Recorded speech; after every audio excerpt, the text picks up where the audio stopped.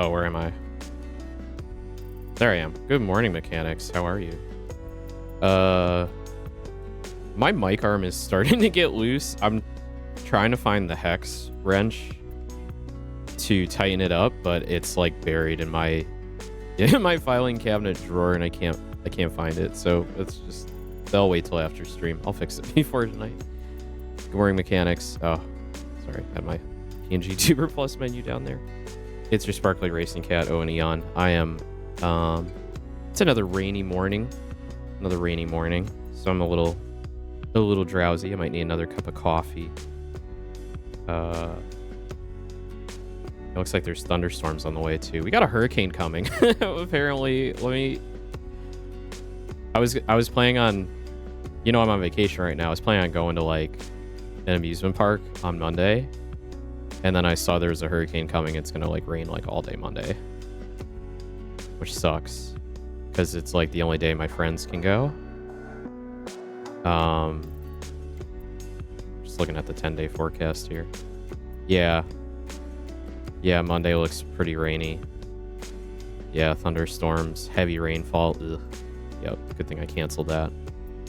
It's gonna be a rainy couple of days, which is fine. Just keep drinking coffee. So today we're gonna do a little study stream again, like we did yesterday for my ham radio license. But for right now, I want to work on a thumbnail for tonight because we're gonna have a stream later tonight, normal time, 8 p.m. Eastern. We're gonna be playing the indie game Love Ghosty. So this just came out, and my good friend Sakura Mikage, she told me about this game before it came out. Some of the devs, or at least one of the devs, is a Tempura, so a fan of the Holostars Tempest boys, and they're a dev on the game, and they're looking for creators, VTubers to come and check it out. So I sent them a little hello, and they gave me a key. So I wanna play that. I want to play that game. It looks really fun. I know Saku played it yesterday. I didn't watch because I didn't want to spoil myself. Sorry, Saku. But I'm really looking forward to it because it looks very, very cute. It's a dating matchmaking game where you're a ghost and you're like floating around this apartment complex, and then you're trying to match up like couples, and all the couples have like cute art, like they're like all like animals and robots and all sorts of things. So it just looks like a very sweet little cute game. So I'm excited to play it and promote indie games, indie devs, because I do love small creative games like that, especially when there's cute couples and romance involved. So yeah, looking forward to it. So let's make a thumbnail. I wonder if I should do this. My other this is still set up for Fortnite. Let me get rid of my mini-map cover. We don't need that. We don't need that. Let's go check it out. Oh, my bot is working again. That's cool. All right, so we're going to do this in Photoshop because I'm a basic bitch. So let's get Photoshop up.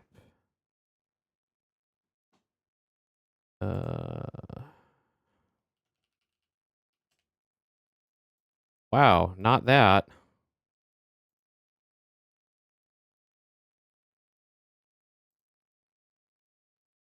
We want this. And then we want to... Wow, I disappeared. Hold on. There we go. We want that way down. Oh yeah, I got like other stuff I gotta do today. I gotta fix like alerts, because I know you guys are probably not... I don't think you're getting alert audio. Oh, that's gonna go off the screen. Hang on. Make sure it's centered. There we go. Yeah, some letterboxing. That's okay. All right, let's make a thumbnail. Let's get some music going. There we go.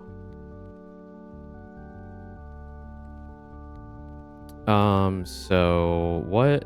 I probably want to use my new model. I want to have my new model in all my like most recent thumbnails. So I've already got... Should I use the Fortnite one? Yeah, I'll use the Fortnite one. Sometimes it's just like, I just don't know which one to use as a template. Let's get rid of Saku and Nomi. Goodbye. Goodbye, friends. make sure we save. We save the new thumbnail first. So I don't overwrite old phone numbers. Old thumbnails. Sorry, wow. You can tell I'm still not awake yet. Goodbye, Fortnite. Okay. So this is not an adult game. So I don't want to make like the ghost blowjob joke with it. Even though in the schedule I put like woo woo ghost dating or something like that. Maybe I'll still do that. Maybe I'll still do that. We'll see. Oh, they sent me. I got a when they sent me the key for the game, I got a press package. So that's gonna make making a thumbnail really, really easy. So let me go grab that. And we'll just put the title here for now. Put the title here. See if I can find the email. There it is. Okay. Press kit. Good. It's got stuff.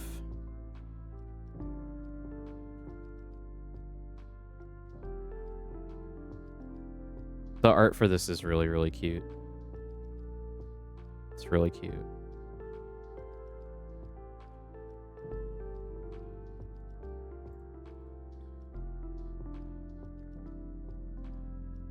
Sorry, I'm just downloading the art for the game. Let's fix my mic a little bit. I never know. I'm so disorganized in my stream folder where I like put everything. I just kind of like I have a lot of things that are very organized, like my model and like assets that are like super base level to my exploits, and like all my friends have like their own folder for their Fugies and promotional art, and then like, you know, the Etsy shop and all that. But then like when I'm making things like thumbnails, I mean, all my thumbnails have a single folder, but like when I'm creating the thumbnails and I save down like transparent like game logos and things like that, they either end up on my desktop or they end up in a folder called like working, and then there's just another folder in working called random, and like everything just ends up in random for the most part, which isn't necessarily a bad thing, because like most of the time I'm never going to use these again. It's just a case of like, well, at some point I'm going to need to go in there and clean it out, because it's just going to be too much. Okay, why is this not? No. There we go. Okay.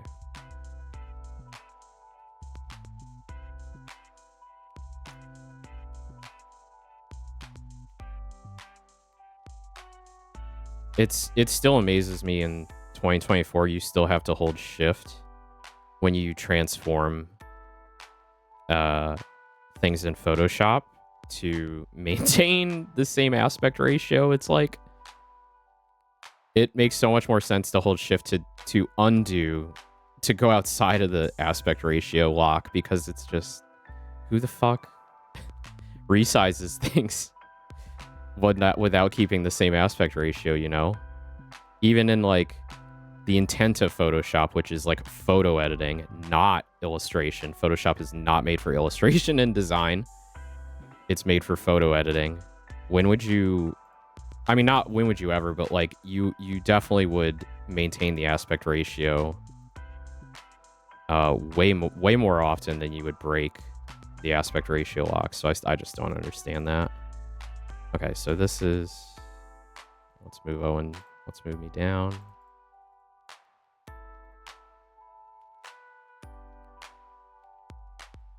Maybe I'll do pink collar Owen, cause it's cuter. Let's go get pink collar Owen. Where are you at, dog? Where are you at? Model full assets.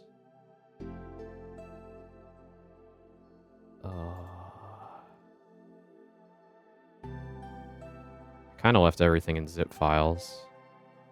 It's probably just because I haven't needed it yet, so... Outfit full half size. Full pink base. Nope, that's the actual Owen casual pink base. Nope, that's the model. This is model full, and I want... Oh my god. I like can't even figure out... I can't even figure out my own file system here. So I have assets.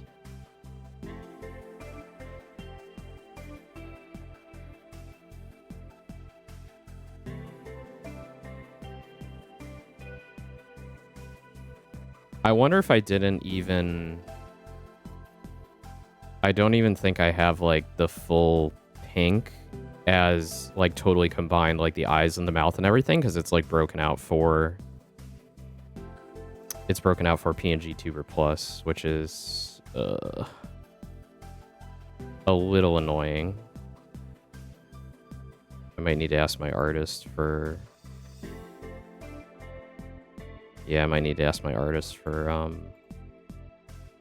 that crap. Why didn't I do that? I'm dumb. I'm dumb.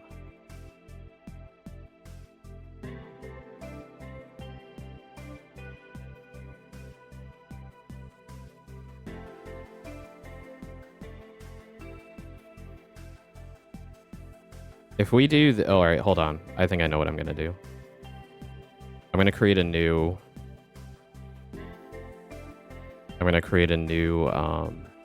canvas. Oh my god, WinRAR. I'm never gonna buy you unless I win the lotto. If I win the lotto, I'll buy WinRAR. But until I win the lotto, I'm not buying WinRAR.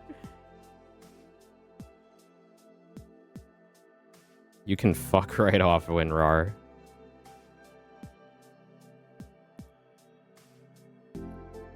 Here, we'll do this. We'll just drag in each layer.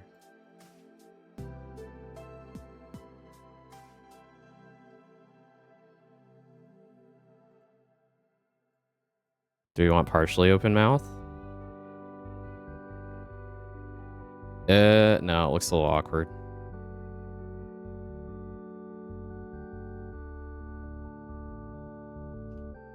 Why is it not showing up?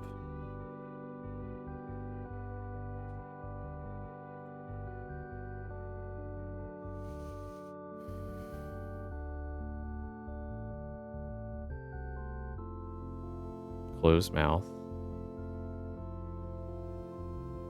Oh.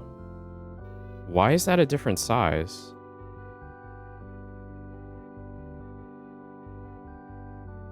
Huh?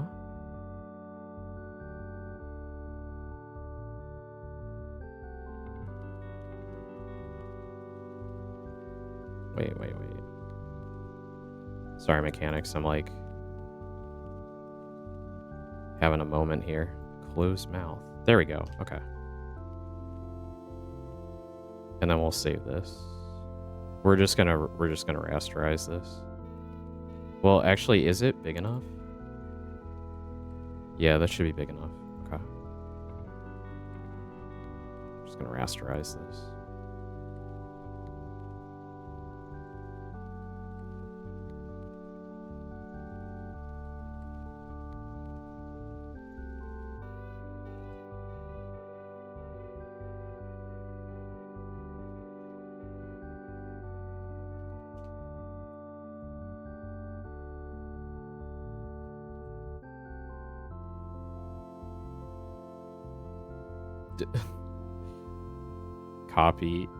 Copy merged. There we go. Copy merged. There we go. Okay, cool. Cute. I'm the ghost. It's me. I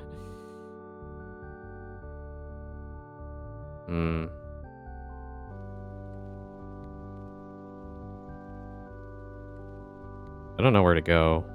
Sometimes it's hard because, you know, you're just kind of slapping yourself on top of shit, and there's like not a good place for you to go.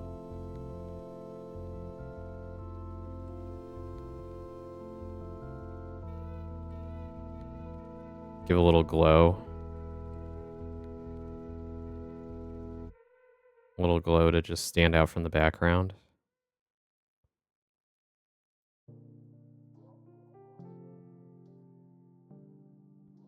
And then we'll put in the logo, which they have in the press package. Thank you.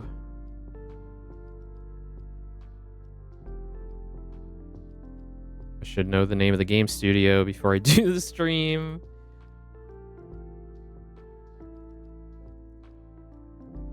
Let me go read the press package. Jonba Games. Jonba Games. They're at jonbagames.com.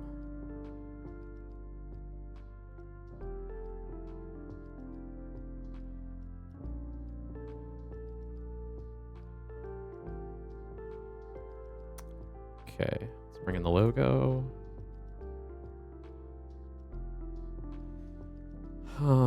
Random? Oh my god, I'm getting lost again in my own folder. It requires like all my brain power to navigate through my file system. This is sad. Wow. Apparently it requires all my brain power to like use Photoshop too. That's fucking depressing. Love Ghosty. It's so cute. I love the art.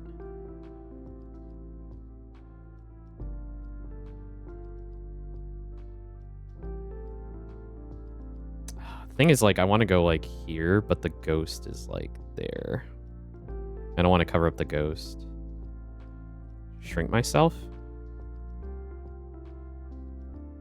It's just weird. It seems like there's like an area here that should get filled up. Maybe I'm thinking too hard about it. I'll just stick myself there. Let me just check the press kit, see if there's anything else fun in here I can use. Characters, key art. Oh, the characters are so cute. There's like a really sweet penguin. The cat. There's like a couple of cats. There's one named Mina. She looks really, really cute. She looks very cute.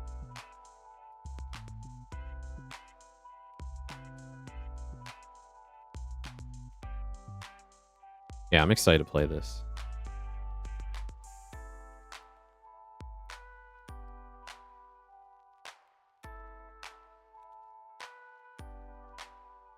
I'm excited to play this.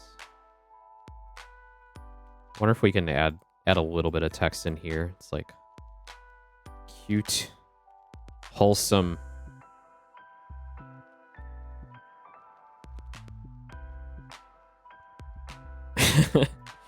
just do it like that, like a run-on, or an orphan, I think they call it. Do something like this, cute and wholesome. So let's pull the text from one of my old thumbnail templates, so I don't have to fuck around. You need that consistency, right? You need that consistency. Just kind of match what's already there. We'll use the Cielo, my collab with Cielo here. Copy. I want to copy that layer. Put it in here. Cute,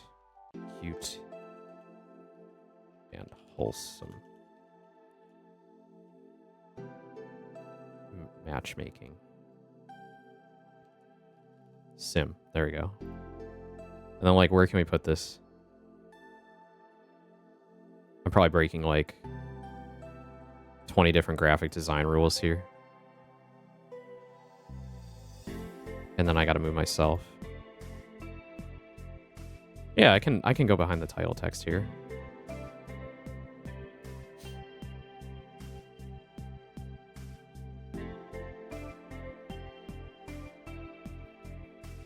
Kind of freeform this.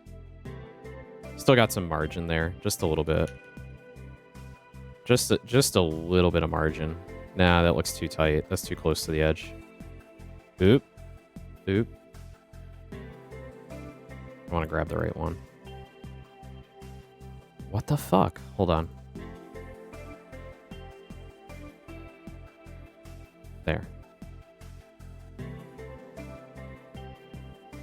Oh, this looks like shit now. To be honest, this looks bad. Maybe if I, like, rotate Owen a little bit. No. No. What if we do this? No. It just looks weird with the shoulders.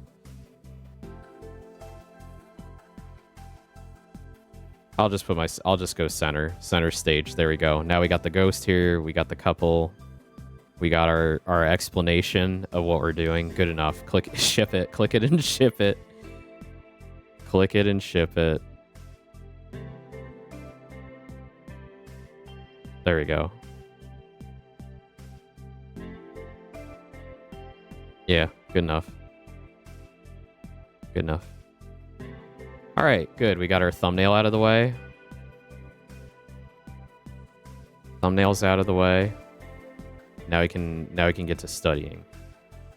All right, let's studio mode this so I don't I don't fuck up.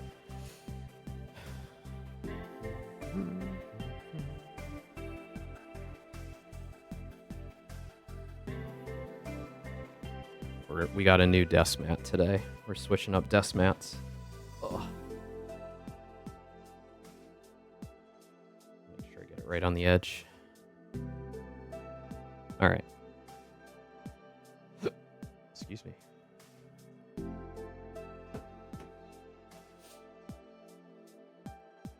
All right, let's switch over. Oh yeah, we need study music. Hold on one sec. Oh yeah, this is my desk mat today. My Oshi desk mat. We got Gura. Cute summer Gura. I think this was her birthday merch. She had a membership stream the other night. It was super cute. She's wearing her swimsuit, her idol swimsuit, and just yapping. It was a good yap session. Let's see. What was that? That study music we had the other day was like really good. Oh my god. Speaking of Gura, she's gonna play Volcano Princess at tonight at 7 p.m.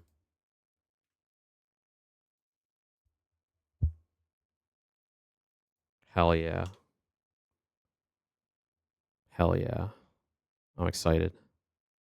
Okay.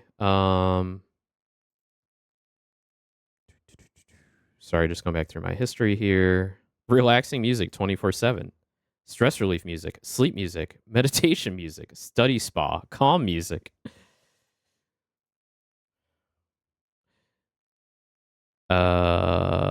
Where?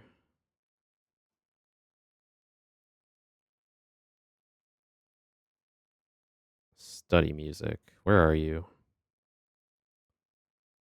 I added you to my list. And I do not see you in my sources. Why is it not in my sources? Alert box, Discord, logo, Jump King, Photoshop. Let's get rid of Photoshop.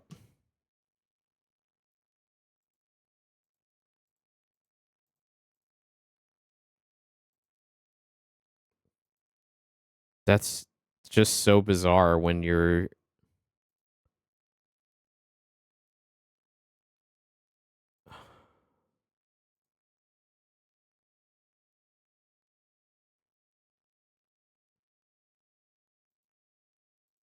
Huh.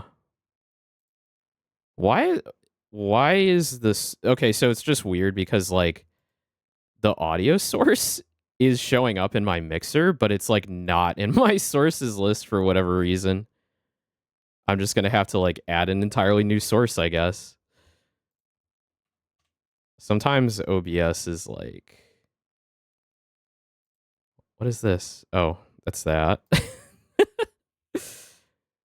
It's so bizarre. And it's like it's not hiding in a folder either. It's not hiding in a folder. Hello, Dirty Kohai. Hello. It's not my capture card. It's not Jump King.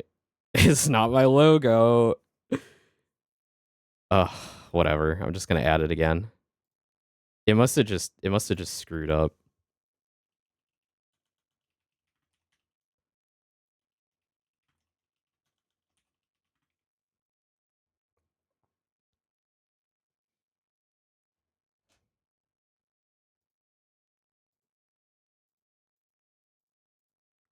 All right.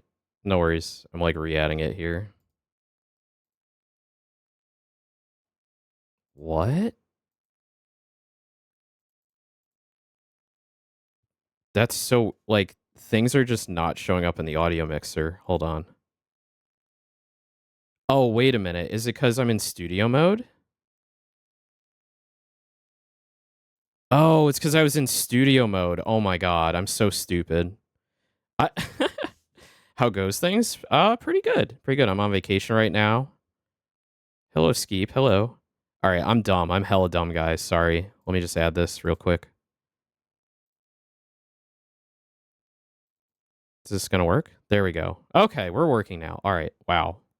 God, my brain is just not working today. All right. Back to studying. We got the ham radio license manual. I'm gonna have to play with the webcam here. Sorry, guys.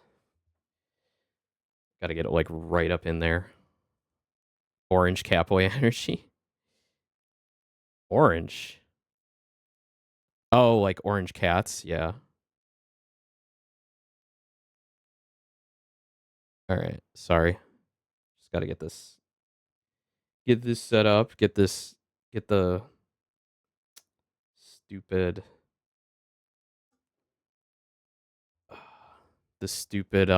cable from the webcam.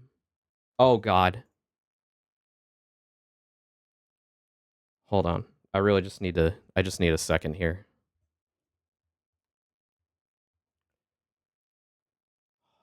Hang on. Let me just turn this off real quick. Turn off the webcam. Get it set up.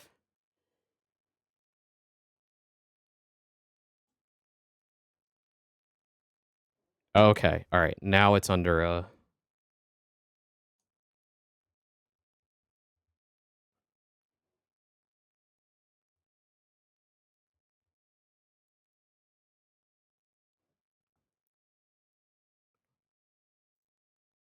there we go. Okay, cool. What made you want to get into radio? So I've always kind of wanted to get into radio. When I was in college, I knew a guy that um, had his license, was part of a radio club, call sign. He was like an EMT. And it was just like a hobby of his, and I'm like, "Oh, that's really cool." But he was like, I don't know, he's like kind of weird. Somebody I wasn't really like friends with, just kind of acquaintances. Um And I don't know, I just kinda, like I never got into it after that, and then recently a bunch of, like, YouTube videos have popped up from, one of my favorite, uh, channels that I've, like, been watching for probably about 6 months now. It's called, Save It for Parts. So, this guy on YouTube, Save It for Parts, he lives out in Minnesota. He lives, like, near the Twin Cities, and he makes content about, like, radio and satellites and like taking like old computer parts and like doing something new with them. And that was like really interesting for me.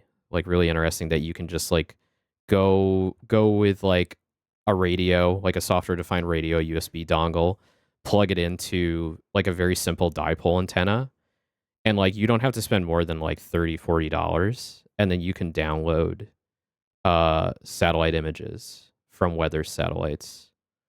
So that was like just really cool to me. Like I'm just a fan of like DIY and technology in general. So this is the YouTube channel, Save It for Parts. Definitely recommend checking him out. He does a lot of cool stuff. Yeah, and just I don't know, I just like I feel motivated to like do something new, try something new, focus on a new hobby that's like actually relatively inexpensive to get into. And and the principles of like electronics and the stuff that they discuss in the manual here and all that are like things that like I want to get better at learning too. So yeah, it's just like I don't know, just really interesting to me. So let's see if we can get the camera like elevated a little bit more here.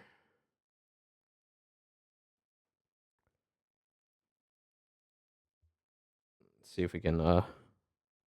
Oh, it's because it's like there we go.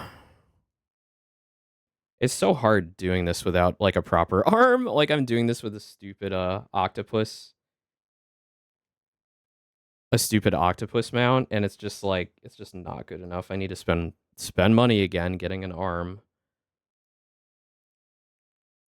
Okay, let's see if we can get it settled so it doesn't fall. You guys can kind of read that, yeah?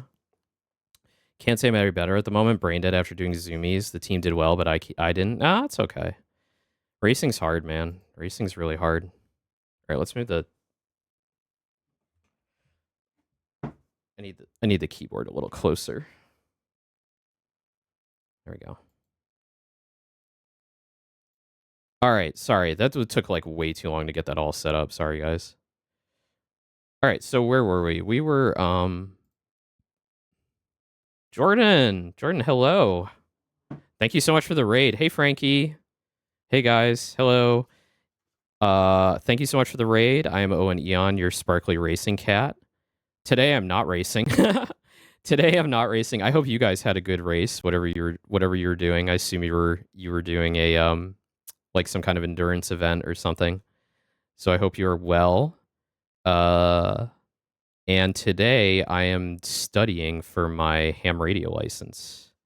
So this is like a new hobby that I've been wanting to get into for a while. Want to learn about amateur radio, get my operator's license. Damn, you need a license for radio. That's almost as bad as the Brits needing a TV license. It's a little bit different. This is a license to broadcast over ham radio bands. Hold on one second. Oh, there we go. Sorry. So just to give you an intro. So in the US there's a number of frequencies. Oh, actually, you know what's wrong with my webcam? I'm zoomed in. That's the problem. Let me zoom out here. Brr. There we go. Perfect. Okay. So in the US, there's a number of frequencies that we have across different bands of the radio spectrum where you are allowed to broadcast on. So that means like you get a handheld radio, you push the button, and then you talk through it, right? So you're not actually allowed to transmit in the US on any frequency unless you have, well, not any frequency. There is the CB radios and walkie-talkies and things like that, but on like most of the frequencies, unless you have a license to do so. So these are the ham radio frequencies, and depending on what license you get, you're allowed to broadcast on these frequencies. So the three main licenses are technician, which is the lowest one, which is the one I'm working towards right now, and above that there's general. So you have to take an exam to get technician, and then you have to take an exam to get your general, and then there's the amateur extra. So depending on what license you have, you're allowed to broadcast on certain frequencies. So on the 20-meter band here, which is between 14 megahertz and 14.35 megahertz, you need to have at minimum a general license to broadcast between these frequencies here. And then if you want to broadcast through the entire band, then you need an extra license, an amateur extra license. So for technician, they are allowed to use these frequencies here. So the 1.25, the 2 meter, the 6 meter, and then once you get up into the 10 meter, you need to get a higher license to do that. There are exceptions where technicians can broadcast on certain frequencies, but only with CW. CW is Morse code. So you're only allowed to do Morse code on those frequencies if you have your technician license. So that's another thing I'm kind of interested in too, is like learning Morse code, doing CW. There's a whole like hobby right now within the radio scene, where you take very low power radio and an antenna and an antenna that's like literally like a string of wire that you throw over a tree, and you go out to like a local park, and then you start like broadcasting Morse code, and people will broadcast their Morse code back to you to talk to you, and it's sort of like it's like a little event. It's like a little event where you log the other people that are like contacting you, and there's like a whole website for it. It's called Parks on the Air, or POTA. So I'll put that in chat. POTA, Parks on the Air. So if you're interested in that kind of thing, there's a bunch of videos on YouTube of like guys just like going out into the park, setting up their gear, and then just, broadcasting Morse code, and then like listening in for other people broadcasting Morse code back. It's really, really cool. It's very nerdy shit, but it's like a really neat like way to get people, just to go outside and experience nature in the parks and all that. So something I'm interested in. License to Broadcast sounds like an off-brand James Bind film. Yeah. James Bond. No, not James Bond, James Bind. Oh no, it's the sneaky Scottish Catboy. I see you there, Jordan. Yeah, yeah. Catboy sim racers, let's go. Let's fucking go. So yesterday I was doing like chapter 3, chapter 4. So this was on like basic electrical concepts. So we learned a bunch of basic electrical concepts. We were looking at like diagrams like this. So these are all questions that are going to be on the exam. So this manual goes through every question that's going to be on the exam. It teaches you the theories and everything behind what you need for your license. It's very comprehensive. So I was learning a lot of stuff about electrical schematics, also like schematic symbols used in circuit diagrams. So this is stuff like I've known a few of these in the past. Like I knew the symbol for like diodes, and like antennas and some other stuff, but like I never really buckled down and studied this. So this is actually like really, really, really educational for me, and it's actually it's a lot of fun. Honestly, it's a lot of fun. Like finally, like getting down to business and learning all this stuff. And I'm still not happy with where my webcam is. So let me just see if I can play with this just a little bit. There we go. Yeah, that's pretty good. And then tilt it down just a little bit. Okay, cool. Talking a lot. Need a big sipper. Anyway. All right. So we're learning in this section about feed lines, equipment. We're learning about antennas. So there's a lot of antenna theory in here that I was kind of like reading yesterday off stream, talking about like the radiation patterns of antennas, like depending on the type of antenna you have. So it makes like this donut pattern when you have an omnidirectional antenna dipole. And then really just a lot of theory behind like why certain cables, coaxial cables, work better than others and transmit the signals better. There's like stuff on SWR, which I still don't fully understand yet, which is actually really important. That's standing wave ratio. So the concept behind standard wave ratio is difficult for me to understand. I might have to just like read this out loud again to really understand it.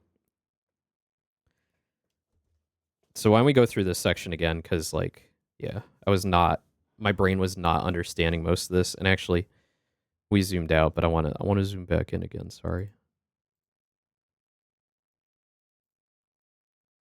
Need to get the zoomies. There we go. Okay. All right. So standing wave ratio. The power carried by a feed line is transferred completely to a load. So the load in this case is an antenna. Oh, it says it there, such as an antenna. See, I knew that. I knew that before I read it. That's how much I'm learning. When the load and the feed line impedances are identical or matched, if the feed line and load impedance do not match, some of the power is reflected by the load. Power traveling toward the load is the load. The load. Power traveling toward the load is forward power. Power reflected by the load is reflected power. Okay. So like power will move towards the antenna, but can also be reflected, which is like terrifying. Why would it do that?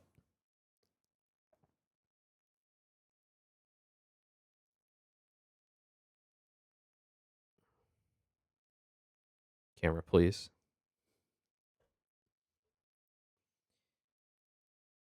Okay. What does it say? The greater the difference between the feed line and the load impedances, the more power is reflected by the load. The greater the difference between the feed line and the load impedances. Okay. In the worst case where the feed line is connected to or terminated in an open or short circuit, all the forward power is reflected. That's not good. Reflected and forward power traveling in opposite directions create a stationary wave-like interference pattern in the feed line called a standing wave. The ratio of the maximum value to minimum value of the interference pattern is called the standing wave ratio, or SWR. So I think they understand that this is like a really difficult concept to kind of like lay out here. So they crap. Hang on.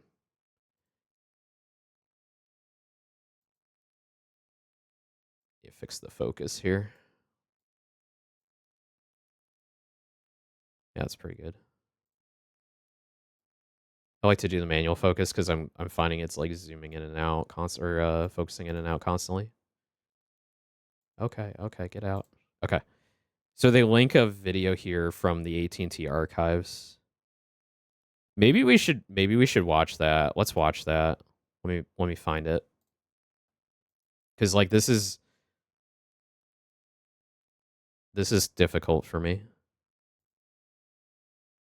And I really want to understand this because SWR is like constantly discussed in the scene.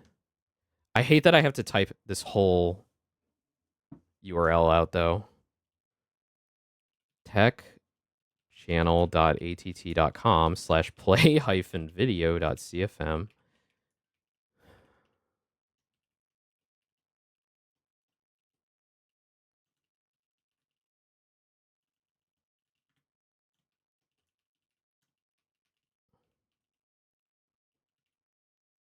Similarities of wave behavior. Okay. This should work. Oh, it just took me to YouTube. Okay, I typed all that out, and it literally just took me to the AT&T YouTube channel. Oh, great. Okay.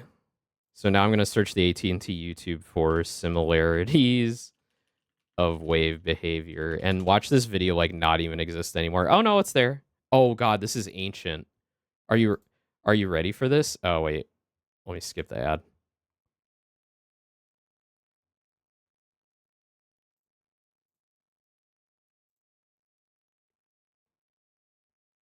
Actually, let me save this down. I'm just going to save this down with Media Player Classic.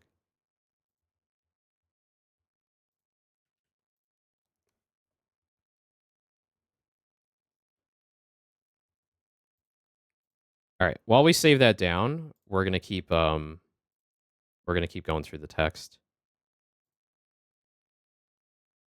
Okay. SWR is the same everywhere along a feed line, but is usually measured at the transmitter's connection to the feed line. An SWR meter is used to measure SWR and is often built into the transceiver. If an external or standalone SWR meter is used, be sure to specify for the frequency range in use so it'll take accurate measurements. That's one thing I need to get. I need to get an SWR meter, and I'm pretty sure that's what like those nano VNAs on Amazon are all about. The ones that Save It for Parts uses.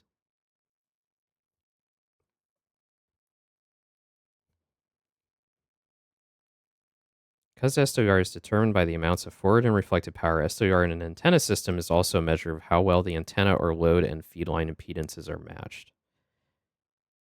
Damn, this is like really This is like the hardest stuff for me to grasp. I think the electrical stuff was like really easy, but this is like so I'm just not understanding the concepts.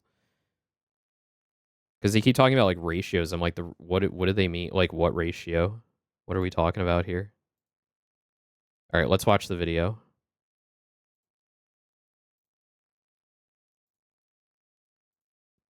Do.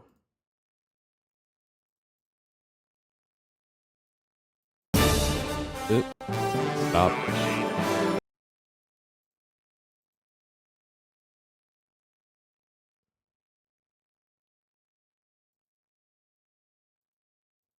Let's pause the study music for a sec.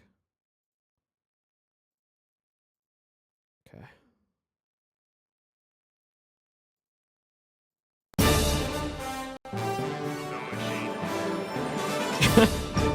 Oh, that's amazing. Does the object in this photo look familiar to you?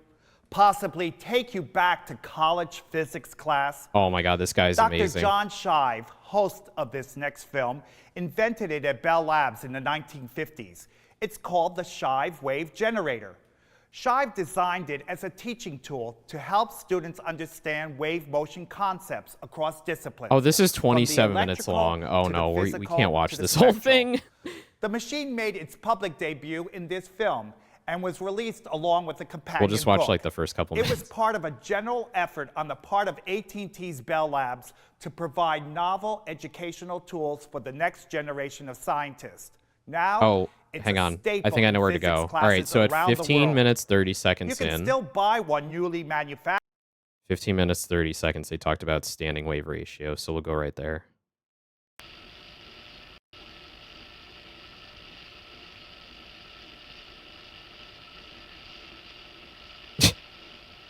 It do be wiggling. Now let me draw you a sketch of that standing wave envelope.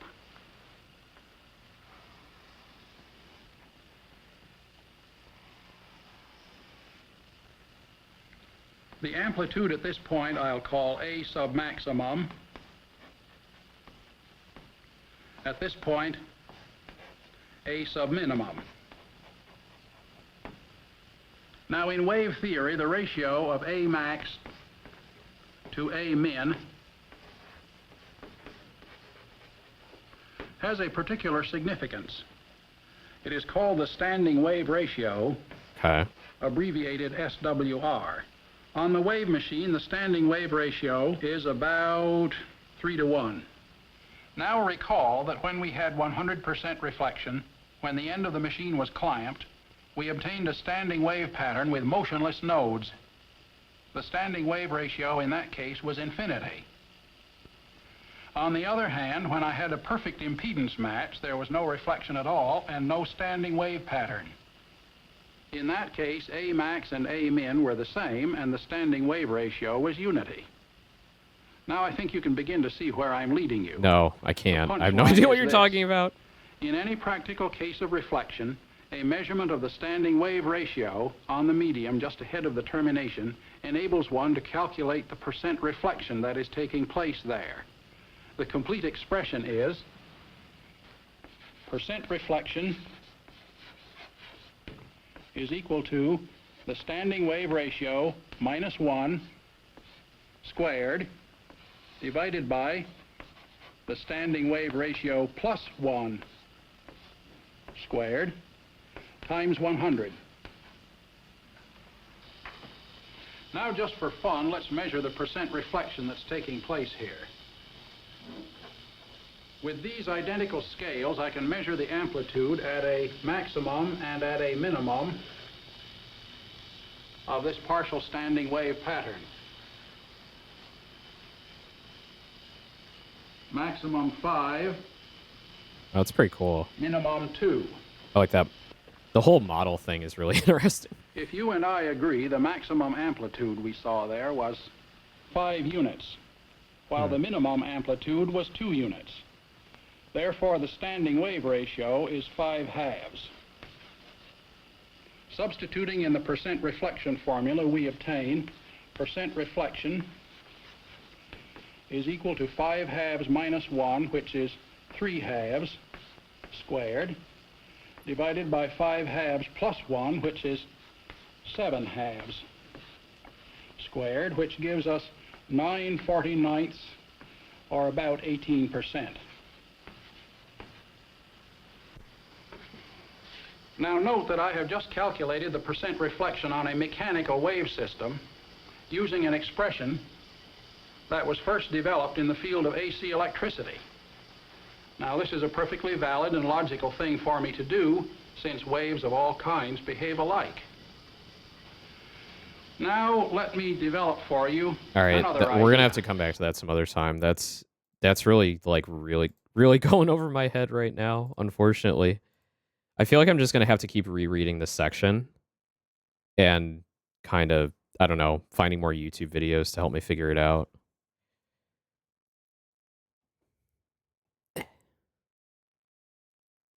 Sorry, I keep playing with the camera. When the load and the feline impedances are identical.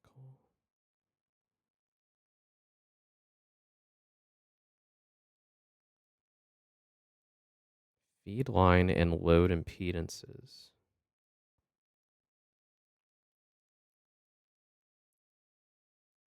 Okay.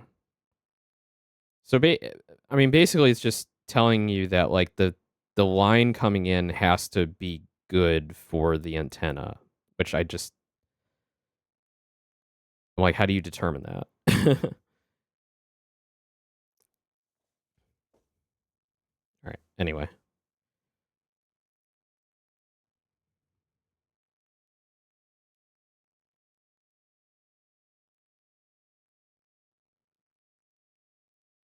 When there's no reflected power and there's no interference pattern and the SWR is 1-to-1, this condition is called a perfect match.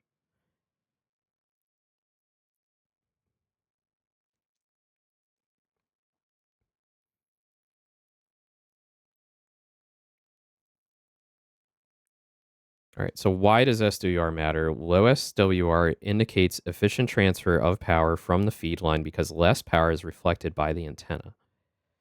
So there's less loss reflected power from reflected power in the feed line traveling back and forth between the antenna and the transmitter. With each pass through the feed line, some of the power is transferred to the antenna, but some is also lost as heat. As SWR increases, more power is reflected and more power is lost.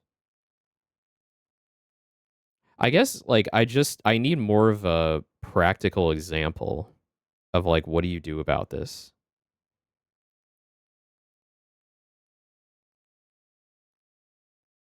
What causes a high SWR? Antennas that are much too short or too long for the frequency being used often have extreme feed point impedances, causing high SWR. A faulty feed line or feed line connectors can also raise SWR. Erratic SWR usually indicates a loose connection in the feed line or antenna. Okay, so if you're using an antenna, basically, if you're using an antenna that isn't really matched for the frequency you want to use, you're going to get high SWR. So that makes sense. Because from what I know about antennas and antenna theory here, you want to be using the right antenna with the right configuration for the frequencies you want to broadcast at. So I'm guessing that's the primary reason, like, oh, you simply can't listen to certain frequencies because it's got high SWR. Okay. All right. If that's what this is all about, then I'm just going to move on. So this I already kind of read through already. This is like practical antenna systems. So this talks about like the differences between dipoles and ground planes, which are like two of the most common antennas that you're going to deal with as an amateur, because they're like simple. They're like very simple antennas. A dipole is simply like two wires or like rabbit ears, telescoping rabbit ears, linked up by one line in the middle. And there's calculations for that on like how to measure how long you want your dipole, depending on the frequency that you're trying to tune into. So I think it's like length is equal to like 492 divided by, length equals 468 divided by the frequency in megahertz. So if you take 468 divide by the frequency, then you can get the length of the dipole.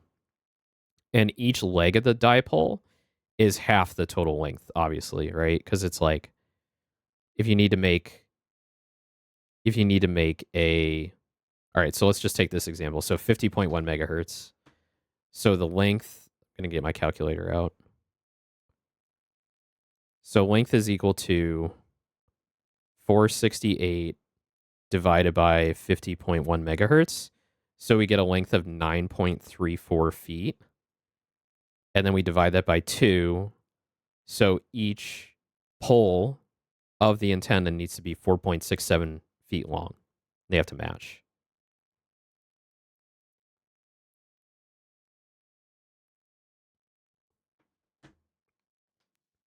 So that's pretty straightforward. And then they talk about like ground plane antennas where it's like you have an antenna placed on like a reflective surface, so like a sheet of metal or a car even. And the antenna will point up, and then the base of the antenna, whatever it's connected to, this sort of acts as a mirror to basically mirror the physical antenna and be the other side of the antenna, kind of like it's making a dipole, but it's making it in a different way. Kind of an interesting concept.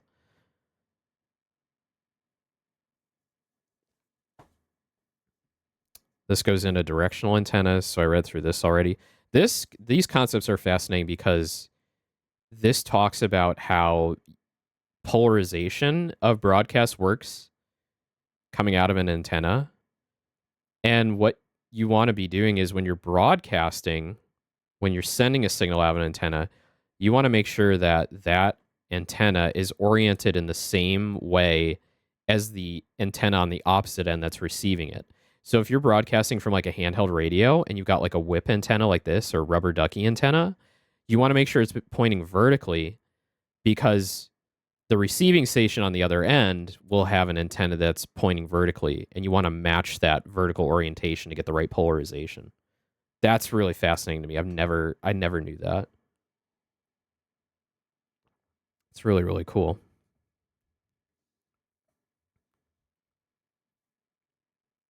And then there's other types of directional antennas too. So there's like Yagi antennas that are also oriented either horizontally or vertically. And they have these, what they call parasitic elements attached to them to help reflect the signal like into the antenna. I think that's how it works. Yeah, Yagi antennas are beam antennas that focus radiated power along their axis. Yagi elements are tubes or rods and can be oriented for horizontal polarization or vertical. This section goes into dish antennas. So as you travel up the spectrum, the radio spectrum, your antenna needs to become shorter and shorter to be tuned into the frequency because the frequency gets higher, the distance between oh god, my brain. So the frequency gets, I don't know, faster. The peaks become closer together. The wavelength gets shorter. The wavelength gets shorter. And therefore, your antenna needs to become shorter as well. At a certain point, it becomes impossible to make the antenna shorter for the frequency you're on. And that's when you need to use a dish antenna. So when you get up to the 1 gigahertz range and higher, you're using a dish so that the signal can be reflected from the dish itself and into the receiver. So that's why you use dishes for satellite broadcasts, because they operate at a much higher frequency. They're in the gigahertz ranges. And that's also microwave antennas too. That's why microwaves use dishes, because they're at a higher frequency.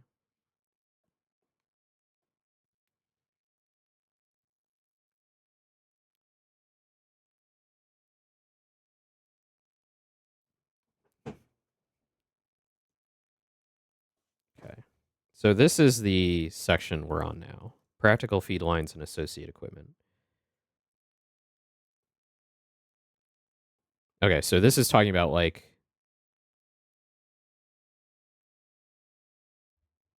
failures of feed lines, the different types of coax connectors. This is all really useful stuff.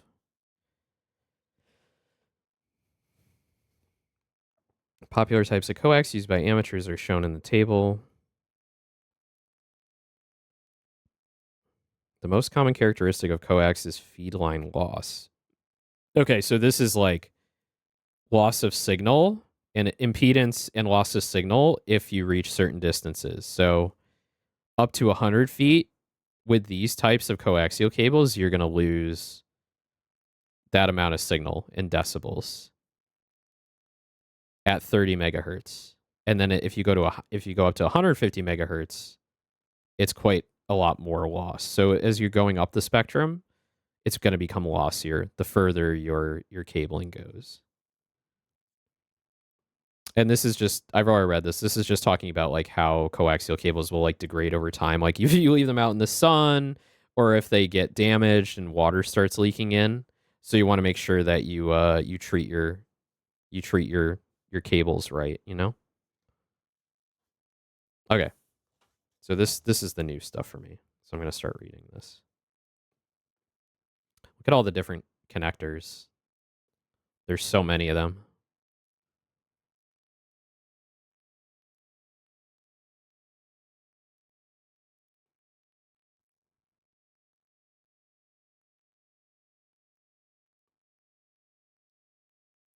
This is funny. As you assemble your antenna system, if you don't know how already, this is the time to learn the basics of soldering. Good for me. I already know how to solder. I think I'm pretty good at it too. I'm pretty good with a soldering iron. Some coax connectors can be installed without soldering by crimping or compression fittings, but many cannot. Learning how to install your own coax connectors not only saves money, but allows you to make repairs at home and under emergency conditions. Whoa. They have an article on it. I think I'm good. I'm good. I might go watch that sometime though, just to see like what's the difference between soldering like a cable, like a radio cable, like coaxial cable, versus like the soldering that I typically do, which is circuit board soldering. I'll do like through hole components and surface mount components.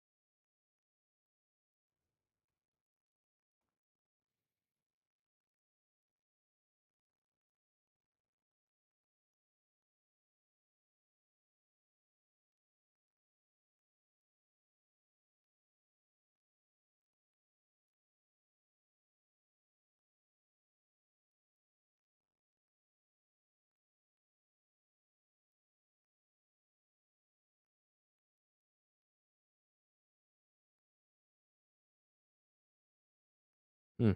So it's telling you like there's different frequencies use different types of connectors depending on like how high you go.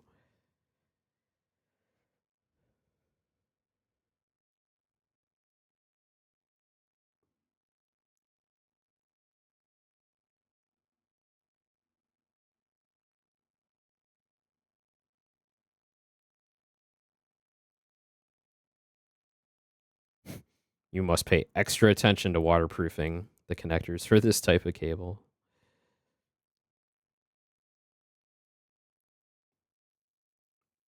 Okay. To measure the SWR in a feed line, the SWR meter is used. Oh, we're going back to SWR. The meter is placed in a series with the feed line, usually right at the output of the radio.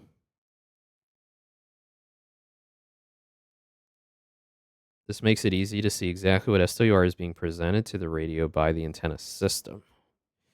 Many radios use a built-in SWR meter. Instead of SWR meters, many outfitters prefer a watt meter, and better yet, a directional watt meter. Watt meters reduce power in a feed line and can be placed in the line to read power flowing in either direction. Directional watt meters can measure power flowing toward the antenna and power reflected from the antenna by rotating a sensing element or turning a switch. Damn, this thing looks crazy.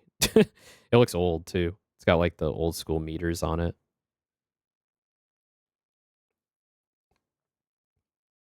So these are diagrams showing the SWR meter measuring the power.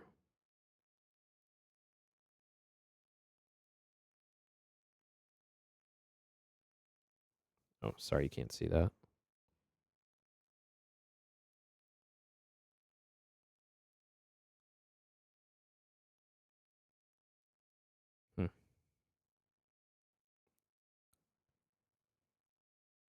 Oh, Ribians, hello. Thank you so much for the raid. How are you? How was your stream?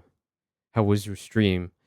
Hello, Ribians Raiders. I am Owen Aeon, your sparkly racing cat. I have been raided by a space cat. So we got racing cats, space cats. Hello. How are you? I'm working on my ham radio technician license. So today we are studying the ham radio license manual. So in the United States, in order to broadcast on ham radio frequencies, you need a license to do that. And there's actually 3 grades of license. So right now I'm studying for the first level, which is technician. But there's also a general license and an extra license that give you certain privileges on certain frequencies. So this is a really nerdy stream, really nerdy study stream. But we might learn a few things along the way. I've been learning a lot. It's been very encouraging to finally teach myself some like basic electronics concepts, basic radio concepts. You got a license for that, ham? Ham, delicious. Anyway, so this chapter is talking about practical radio connections, like coaxial connections, coaxial cables, how to measure standing wave, how to tune your antennas, and how to get the most out of your radio. So it's like really nerdy conceptual stuff. But this book is really good. It's really straightforward. There are a few concepts in here I'm going to have to like really kind of buckle down and work out before I take the exam. But yeah, I'm hoping to what do you plan on doing with the radio license? Really just kind of like seeing who else is in my general area to like chat with on the radio. It's more of an experimental thing. It's more of like see who's around, listen in. I'm also like really curious about learning Morse code, which is also known as CW, continuous wave, and doing these events called POTA, Parks on the Air, where you go out with a radio and your gear to a local park and an antenna, and you broadcast like Morse code to the area around you, and you try and get people to contact you back. So I'm like really interested in doing things like that. And I was telling my mechanics before, there's a guy on YouTube I've been following. He's got a YouTube channel called Save It for Parts, and he does a lot with like satellites. He does a lot with satellite radio stuff. So I've actually taken a antenna and a USB dongle radio into my backyard and downloaded weather satellite images, which is really, really cool. Let me see if I can show you a picture. I put on my Twitter the other day, but yeah, here we go. So I went out. This is my setup in my backyard. I gotta shrink it. This is my setup. So I have my laptop here, my Surface Pro, and then I have a dongle attached to it and a antenna line coming out of it, and then a dipole antenna, so like old school TV rabbit ears, attached to this chair here. I call it the chair tenna. And I was able to download satellite images using that. So it was really, really cool. Let me see if I still have the video. I can show you. See if I have the video here.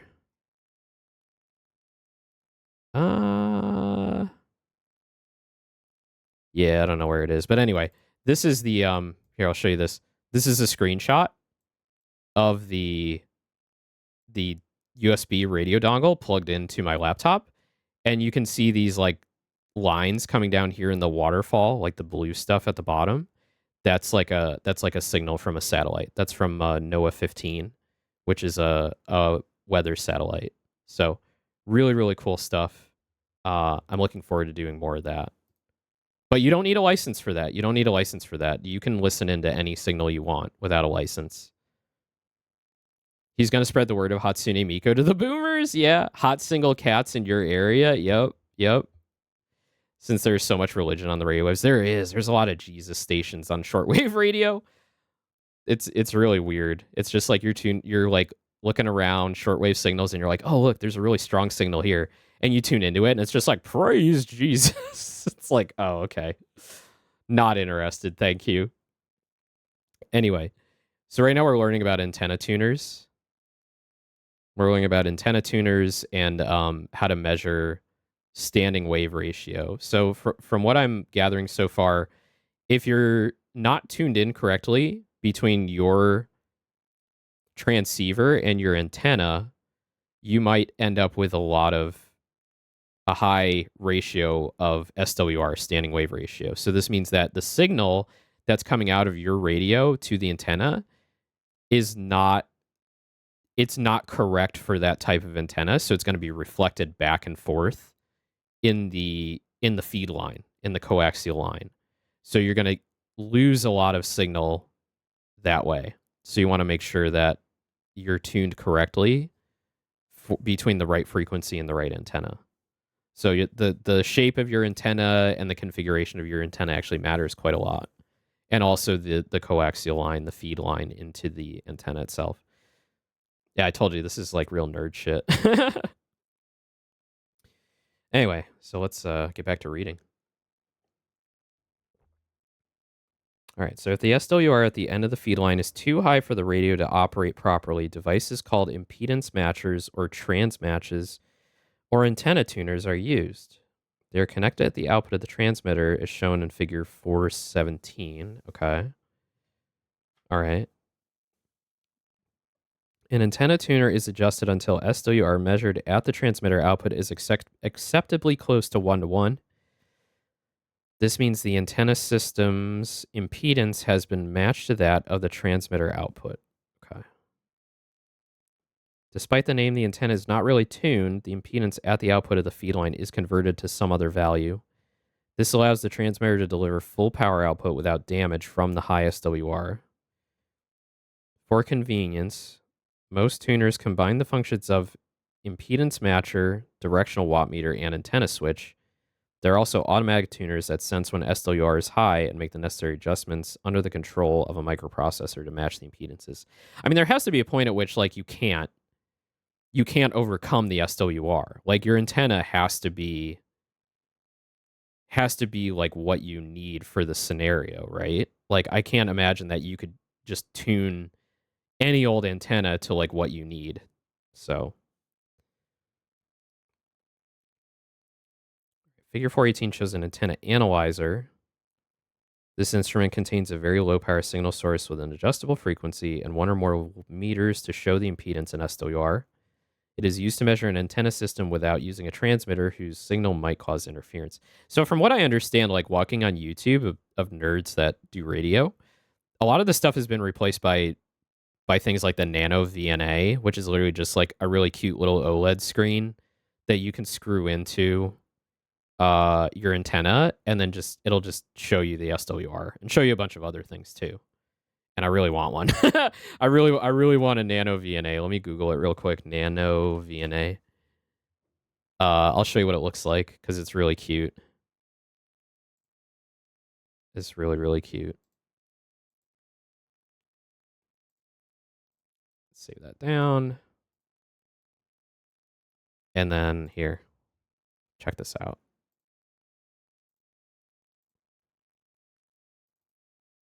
That's a nano VNA. So what it is, it's like a really small little touch screen, like 2.5 inches maybe, and a battery and a microprocessor, and then like you plug in your antenna into it, and it shows you like all kinds of stuff.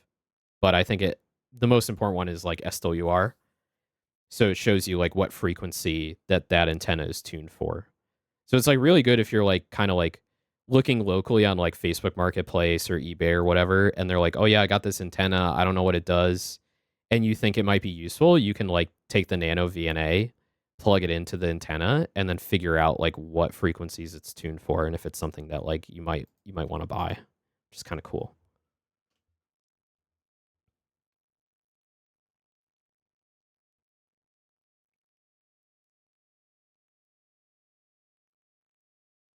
Is used to measure an antenna system without using a transmitter whose signal might cause interference, right?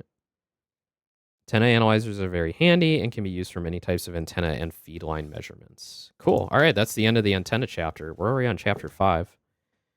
See, we got how many chapters we have? We have 9 chapters. So chapter 5, amateur radio equipment. Chapter 6 is like communicating with other hams. Chapter 7 is licensing regulations. Regulation, very important. 8 is operating regulations. So what not to do. And chapter 9 is safety. So we're really into the meat of it now. And then there's a 10th chapter here. And it's just the entire end of the book is the entire question pool of the current exam. So they give you every single question and every single answer for the exam. So like if you wanted to memorize it, you could. I'm not going to. I want to learn all the concepts because that's the best way to learn for me. Memorization doesn't really get you anywhere. All right, so we're going to learn about modulation.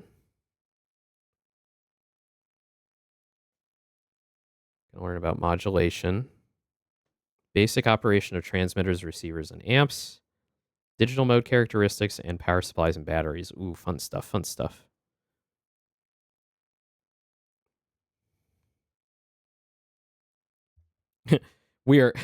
They're like, you learn the fundamentals. Now we're ready to start learning about the real stuff. We're going to learn about real ham radio, where knobs and dials get turned, meters jump, and signals crackle back and forth over the airwaves. The guy who wrote this is like super into ham radio. You can tell. You can really tell he's like really into this shit. He's very excited about it.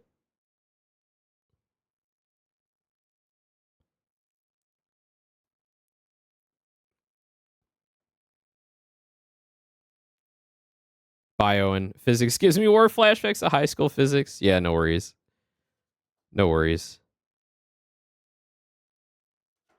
Radio waves.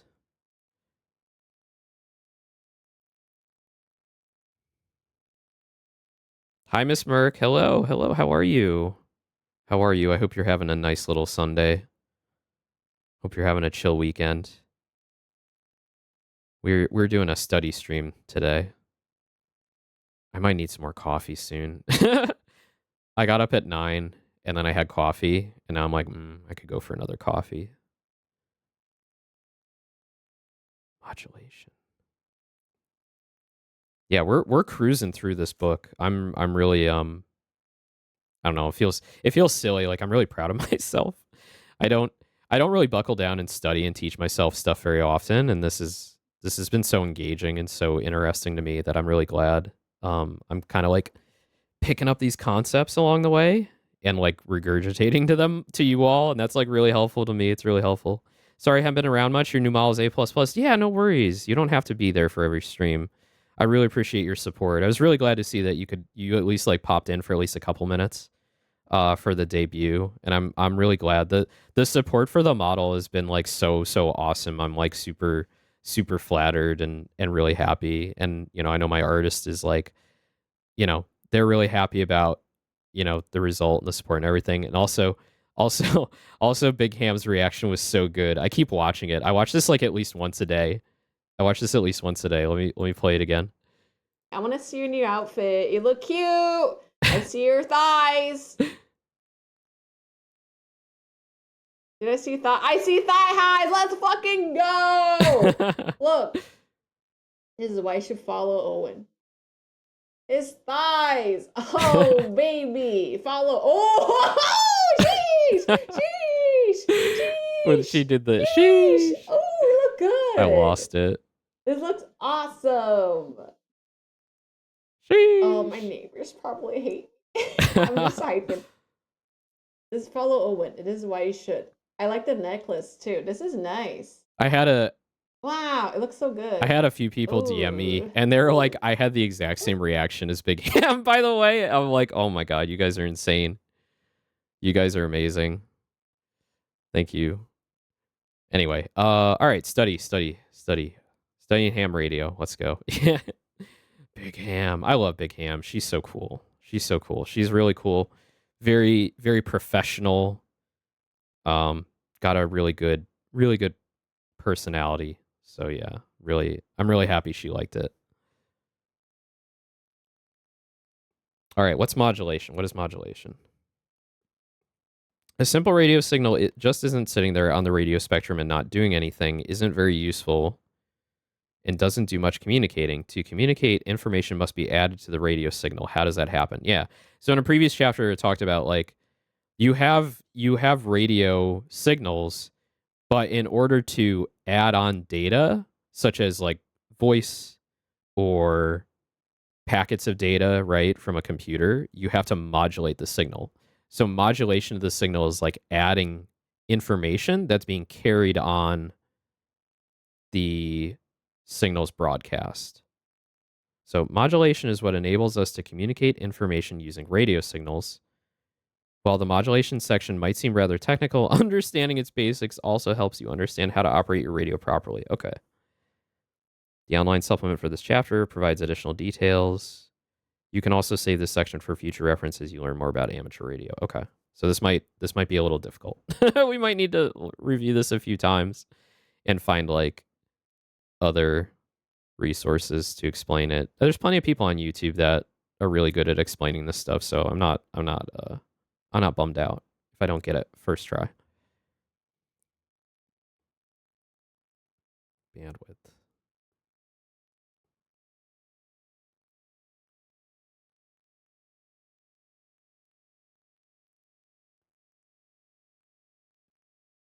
Wow, it actually measures the bandwidth of a voice. You can actually measure that. Typical voice. It's a bit more than 3000 hertz and okay. Occupying frequencies from less than 300 hertz to more than 3000 hertz. And that's also very interesting too. So I keep bringing this up in the study stream. On the radio spectrum, the electromagnetic spectrum, see if I can find it. It should be right here. Yeah. So from this range here, 20 kilohertz and below is actually audio that we can hear with our ears. So our voices occupy this range here in the very low frequencies. So it's saying from 300 hertz to 3 kilohertz. Wait a minute. Wait, did I get that right?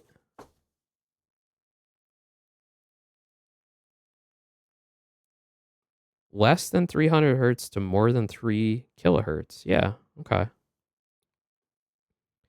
That makes the bandwidth of a typical voice a bit more than 2700 hertz, so 2.7 kilohertz. Okay. Got it. Composite signals such as speech is made up of many individual signals. Oh, they're called components. Okay. Most radio signals that are used to carry information are composite signals.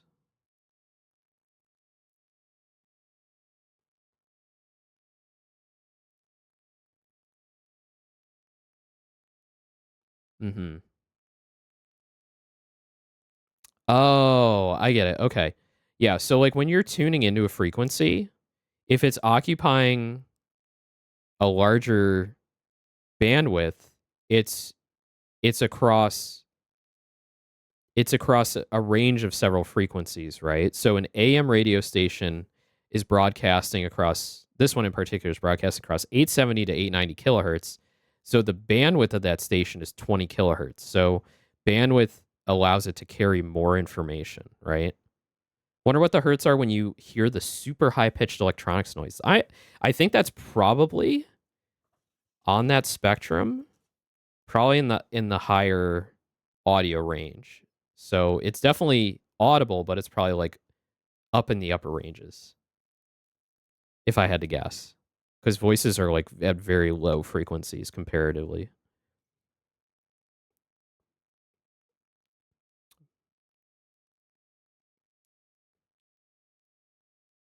A signal that doesn't carry any information is called unmodulated. Right. So recovering information from a modulated signal is called demodulation. So we learned this in a previous chapter where you're modulating the wave. So you're sending out the information, and the radio on the other end, the receiver, has to demodulate the signal in order to interpret it into the data. It has to receive the data, right? And output it. It's cool that it's so high for us, but super low on the spectrum. Yeah, it's so interesting. Because, like, just to go back to that chart. So, like, listenable audio is here, and then you're up in the radio waves. So it's like we can't hear this stuff because our ears can't comprehend it.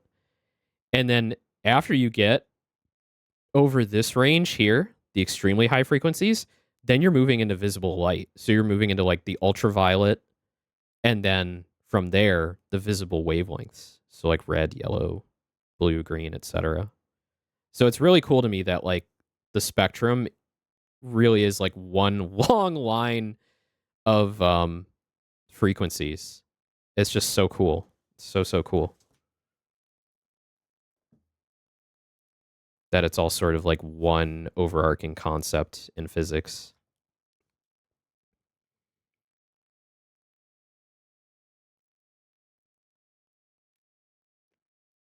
If speech is the information used to modulate a signal, the result is a phone or voice mode signal, right?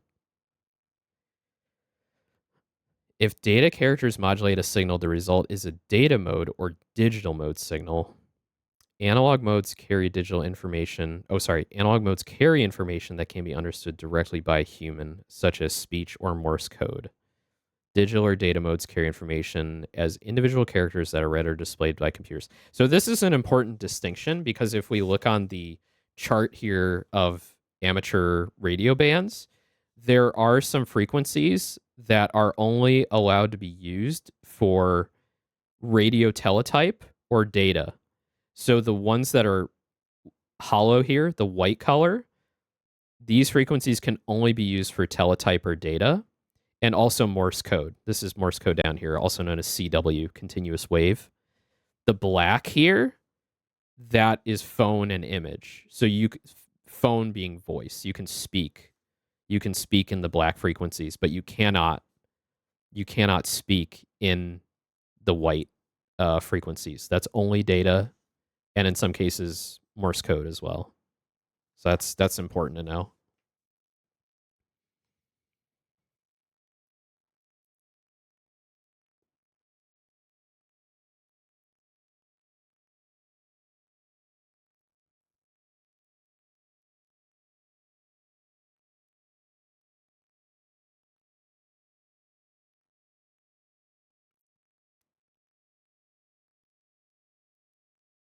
All right, this is what I'm really interested in this right now, continuous wave.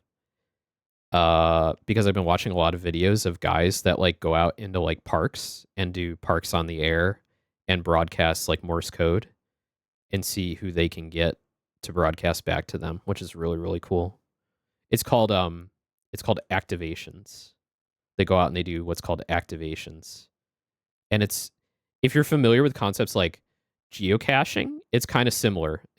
So in geocaching, you're hunting down like little little like ammo cans and containers like out in the woods going for a hike. So you go on a hike, you use GPS coordinates and hints from other geocachers that have hidden those little geocaches. And then like there's a logbook inside, and then you like log your findings online. This is similar to that. It's just done through like radio. And it's usually like it's set up like an event. Like someone says, "Hey, I'm going to be out at this park at this time broadcasting," and then you can broadcast back to them, and then you can put it in your logbook. They put it in their logbook, and then you can basically earn achievements by doing this. There's a whole website for it where you can, if you get like a log in like all 50 states, or if you like, do it on this day during this time, like during this event, it's just like fun. It's just like a fun way to go out into nature, broadcast radio, be nerdy, it's just cool. I don't know. Just seems like something I want to be into. All right, so what is CW? Simplest radio signal with strength and frequency that never changes is called a continuous wave, abbreviated CW. The simplest type of modulation is a continuous wave. Okay, so here's what it looks like. So we have an unmodulated RF signal. So it's just on. This is a telegraph key. So this is what you use to do Morse code. And then you send signals with dots or dashes.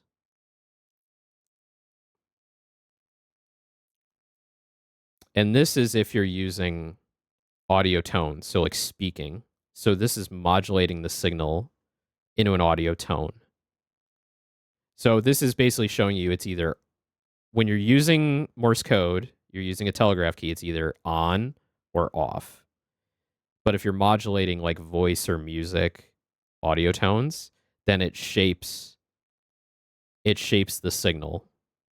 And I guess this is called the envelope, the outside of it. Okay.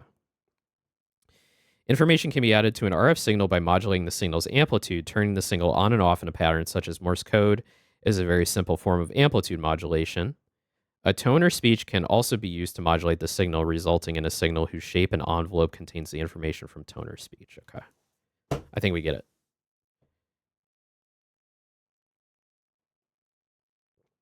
Big sipper. All right, we're reading that. The simplest type of modulation is a continuous wave turned on and off in a coded pattern, such as Morse code. In fact, Morse code radio signals are called CW for that reason. Got it. Okay.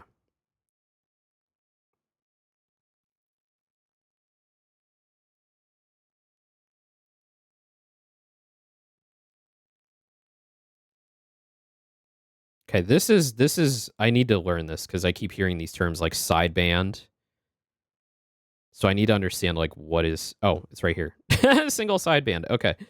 I need to understand sideband because I'm hearing a lot of that. And when I'm tuning my SDR, I'm using things like upper sideband and lower sideband to receive certain signals from people, and I really don't know what that means. So important. All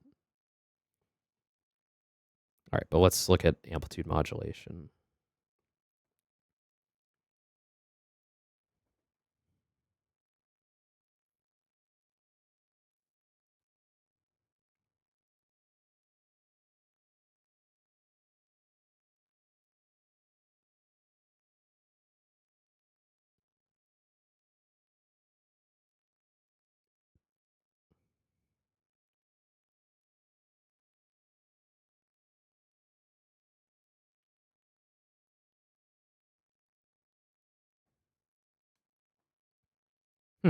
Recovering speech or music from the envelope of an AM signal is called detection. There's so much like vocabulary that I think, well, this isn't there isn't like a question, there isn't like an exam question marker next to that, so I don't like have to know that for the exam, but I want to know it because I want to know all the terms, right? I want to know like what people are talking about when they get technical about radio. So recovering speech or music from the envelope of an AM signal is called detection. Okay.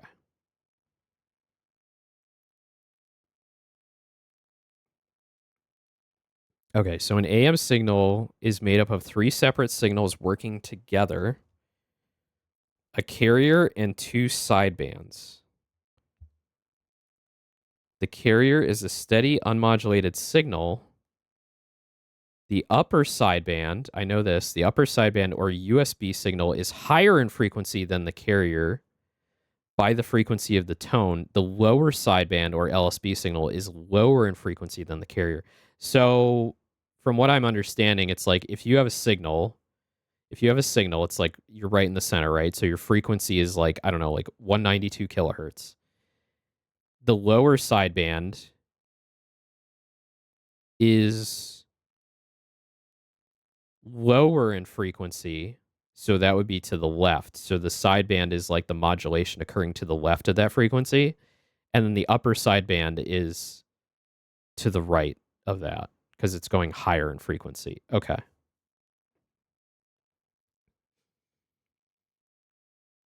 All right, here we go. Single sideband. So this is a question that's going to be on the exam. Which of the following is a form of amplitude modulation?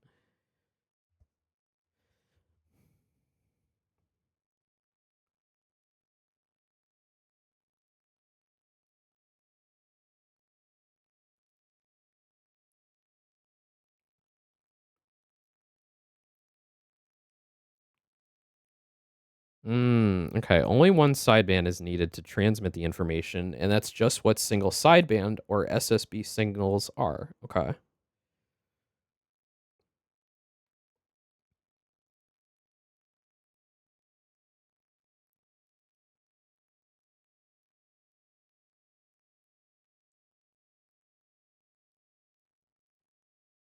All of the SSB signal power is concentrated in the one sideband. I see. Okay. The upper sideband is used on VHF and UHF. Both upper sideband and lower sideband are used on the MF and HF bands. Okay. Okay. So basically, from what I'm gathering on this, it's more efficient to transmit on the lower frequency single sideband because you want to dedicate all your power going into one of those sidebands rather than both, because then you're just wasting energy that it's not worth doing. But they do it on the higher frequencies because I guess it makes more sense. It's easier to transmit more bandwidth over more distance or less distance. And that's why FM radio sounds so good compared to what's on the shortwave. I think. I'm kind of getting it. If we had like a radio operator in here, he'd be like, "No, you're wrong. Let me tell you." And I'm kind of looking for one of those. They call in the in the scene they call them Elmers. And Elmer is like a mentor, like someone that knows radio like in and out, and they can help you answer your questions when you're new starting out like me. So I'm looking for one. I'm looking to see if there's any other ham radio VTubers out there. I Googled around really quick. There's actually a corporate VTuber for JVC, like the electronics company. Sorry, I have zero ham radio knowledge. Yeah, that's cool. It's all good. It's all good. There's actually there's actually a corpo VTuber for JVC. They've got like their own VTuber group. They got like 10 different idols. And one of them like focuses on the radio stuff. And she's not a ham herself, but she interviews hams and like promotes the radio section of JVC, which is just really interesting to me. This is cute. So I kind of found her Googling around. I followed her on Twitter. But she's only does JP language streams, so hard for me to follow along. Okay. Removing or suppressing the carrier and one sideband of an AM signal creates a single sideband signal. All the signal's power is concentrated in one sideband. SSB signals are effective for long distance and weak signal voice contacts. Okay, I was right. It's better at lower frequencies.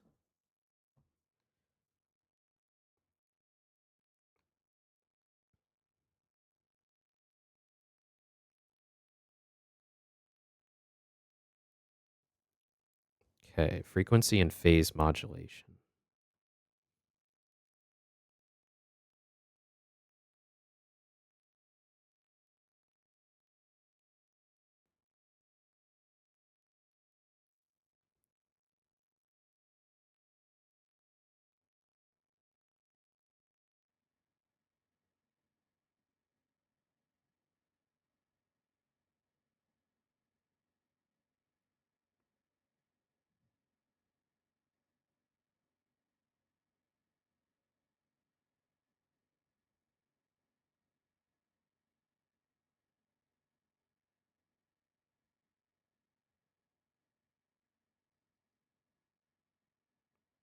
Because of FM's excellent noise rejection qualities, it is the mode used by most VHF and UHF repeaters. Because of the way FM receivers work, only one signal can be received at a time. This is called the capture effect, and if multiple signals are present, only the strongest will be heard in the receiver. Only the strongest! Only the strongest signal will be received. FM is also commonly used for packet radio on VHF and UHF. The data is exchanged as audio tones by using the FM radio's speech input and audio output. This allows inexpensive FM voice radios to be used. Okay. That's a lot of exam questions right there.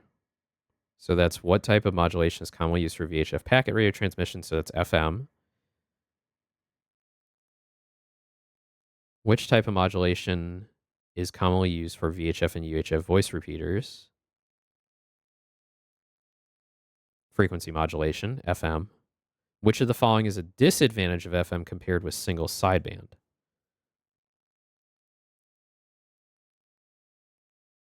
Which is a disadvantage of FM compared with single sideband? TBA 12. Okay, so if multiple signals are present, only the strongest will be heard in the receiver. I gotcha. Okay.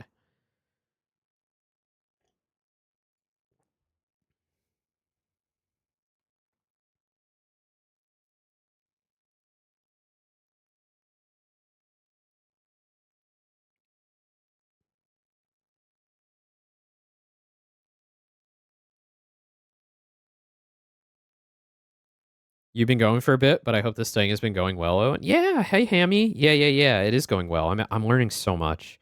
And honestly, doing these streams is really helpful for me because I can like talk about it as I go along and regurgitate that knowledge. And that's just, I don't know, it's just really helpful for me to learn. And it's encouraging to me to like just kind of buckle down and focus because it's the purpose of the stream is me learning the things. I think I might paint my nails today. I haven't painted my nails in a while. I think I'm gonna do the gold, like the gold on my model there, but we'll make it sparkly. We'll do sparkly gold. That's so cool. The last stream I made it was so interesting. I've been thinking about it a lot. Yeah, thank you so much. Yeah. I've got a nice gold, sparkly gold color. I've got a lot of sparkly nail polish colors, but I think gold looks the best on me. So. Makes me feel cute. Cute. Okay. Signal bandwidths. Oh, okay. So this is telling me the bandwidths of each type of signal. Sparkly race cat needs sparkly nails. I do. I promise if I do another study stream soon, I'll have my nails done by then. The problem is I'm really bad. I'm really bad at painting them. And even like, well, actually last time I did a clear layer, which helped a lot because I bang my hands around a lot and I chip the nail polish very easily. So I've been making sure the last couple times I did it, I put a clear layer on to protect it, and that helped a lot. Okay, type of signal, CW, SSB. Okay, so the digital signals use less bandwidth than the voice, obviously. Top coat helps, but unless it's gel, polish wears so fast, yeah. And I don't mind. I don't mind if it only lasts like a week or whatever.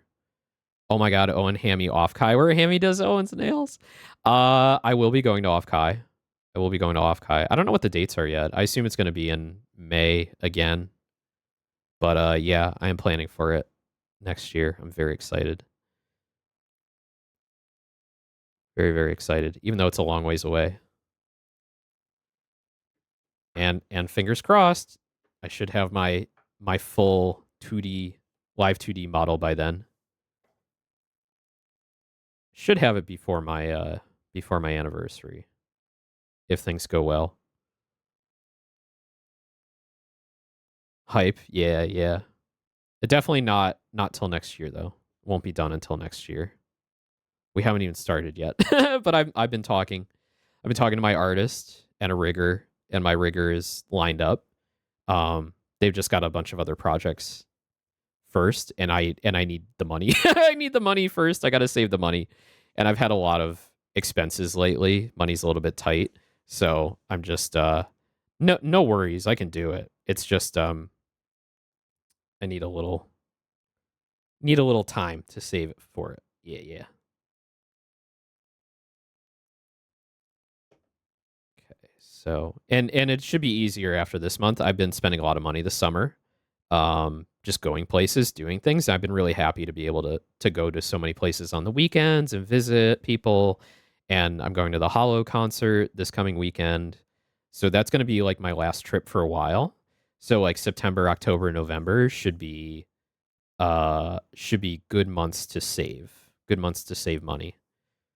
And part of the reason I got into the ham radio stuff is because it's very cheap to get into. So the SDR, the USB dongle I got with the antenna, that kit was $40 total. This textbook is a little expensive. This was a $30 textbook. But that's really, those two things are like all you need to like get started. That's all you need. So it's like under $100 you can spend to get into a hobby like this. And there's so much to learn. It's going to take me a while to kind of ramp it up before I start spending more money on more antennas and more radios and things like that. So it's a good thing to keep me occupied, so I don't just start spending money on a hobby all at once. Yeah.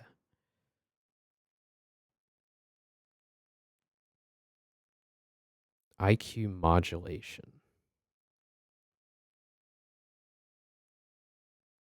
That is surprisingly real accessible. It is. It's crazy how cheap it is to get into this hobby.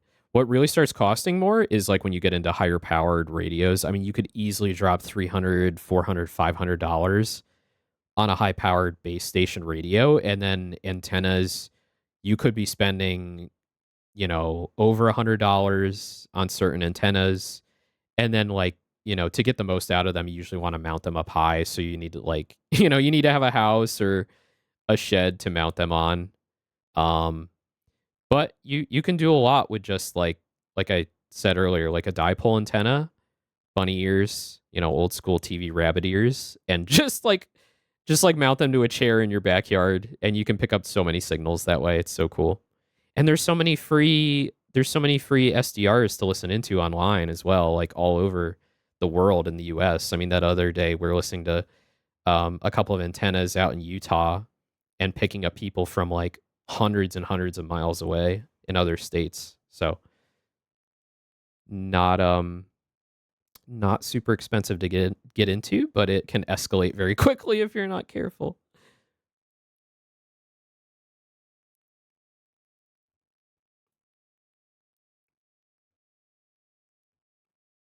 IQ modulation. Okay. As more and more digital mode signals appear on the amateur bands, you will hear more about IQ modulation that generates them. I and Q stand for in phase and quadrature, which refer to a pair of signals that are combined to make the final signal. IQ modulation can also generate traditional analog modes such as SSB, single sideband, and FM too.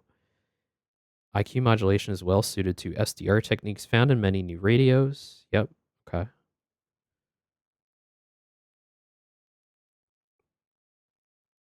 See, this is the cool stuff. So for even better range, extremely narrow CW signals are the easiest for human operators to send and receive, particularly in noisy or fading conditions. So if you need to get a message out and you don't have a lot of power, or you're fighting against interference or noise, sending Morse code is the best way to get a message through, because the signal is at maximum strength. it's either on or it's off. So that's going to punch through poor conditions way better than your voice can. Which is, I just find that fascinating. That's just so interesting to me. And that's part of what makes the Parks on the Air stuff I was talking about earlier so cool, is just like taking a low powered radio out to a park and just chilling there out in nature and sending out Morse code so that people like hundreds of miles away in other states can like hear it and like send Morse code back to you. Just so neat.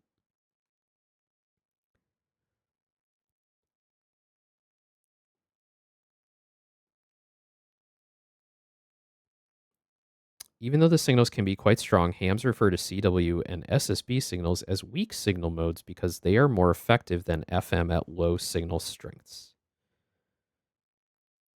Newer digital modes require a computer to decode, but provide even better performance when signals are weak. Oh, okay.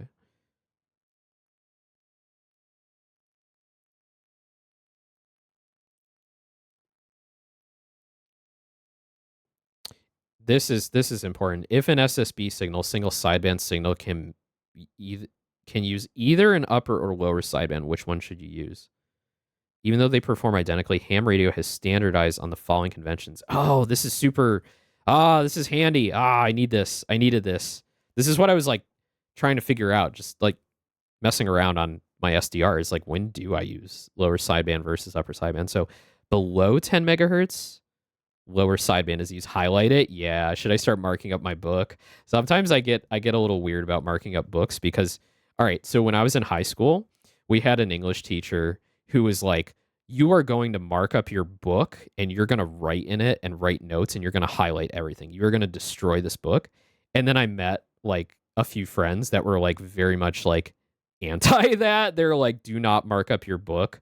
You should keep it in perfect condition as much as possible and respect your books because you want them to last forever. So there's like opposing opinions on this. But what I should do, so I have a scrap piece of paper here on the side, and I'm gonna write this on it. For college, it made sense to not mark it, to sell it back. Absolutely, those textbooks are fucking expensive. Spent hundreds, if not thousands, of dollars on college textbooks until you found out you could just buy the Southeast Asian versions, which were like pennies, and they were the exact same. If you're keeping it, do whatever you like. I am going to keep it. Yeah, I am going to keep it. But I'm going to take a note. So, and I'll probably transfer this to OneNote later because my handwriting sucks. And I hate writing. Okay, so LSB.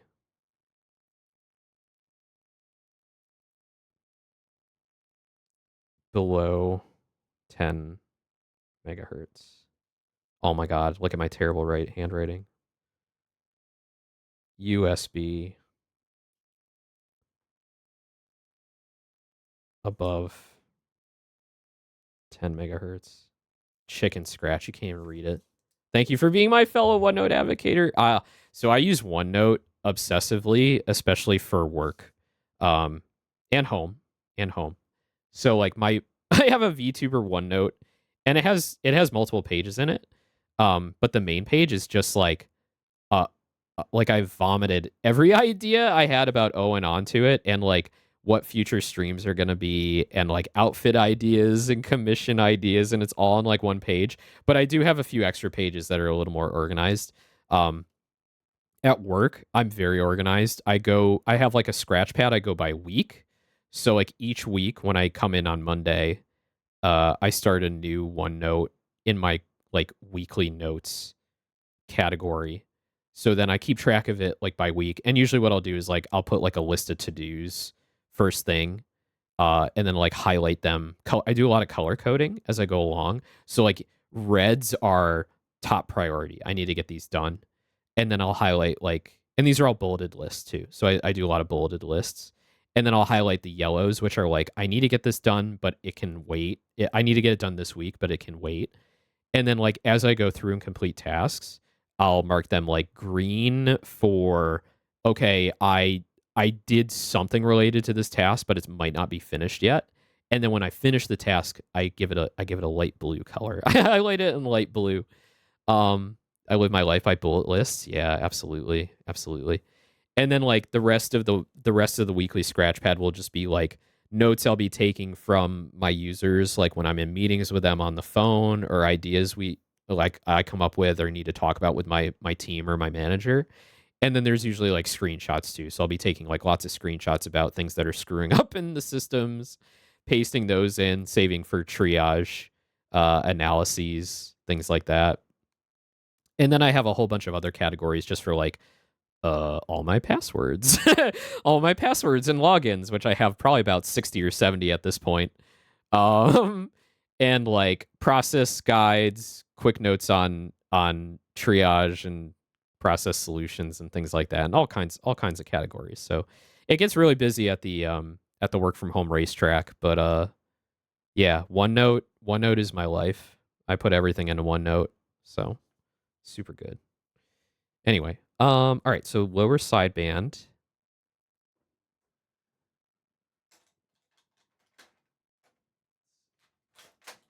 Different pen here. This one might write better. Okay.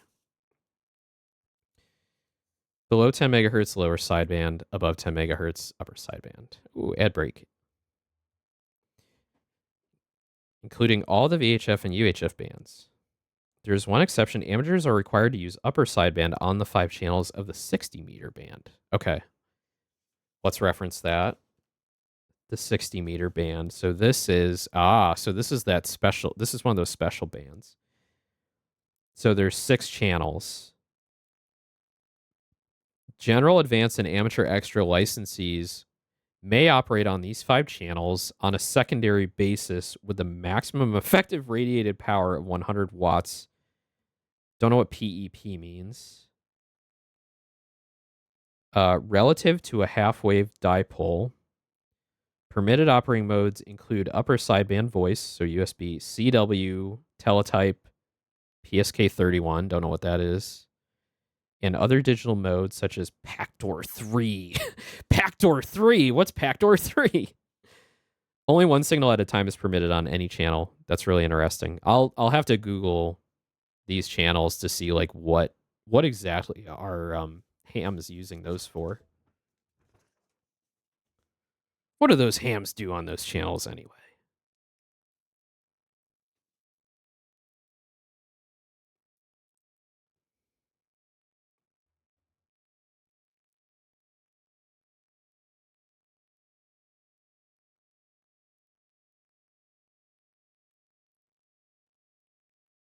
Your radio will be different. Okay, so this is like basics of like what your radio can do.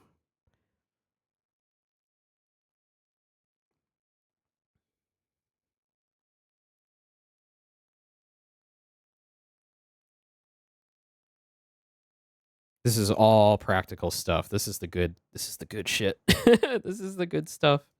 Is like how to use your radio practically.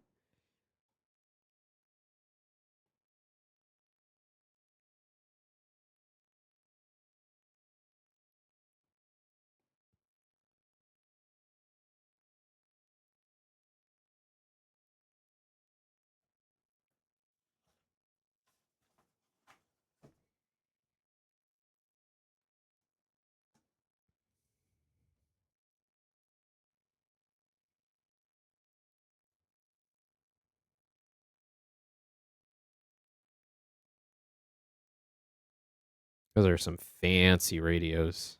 That Yaesu there, that's probably like easily $300. Actually, I'm going to look that up. Yaesu FT991A.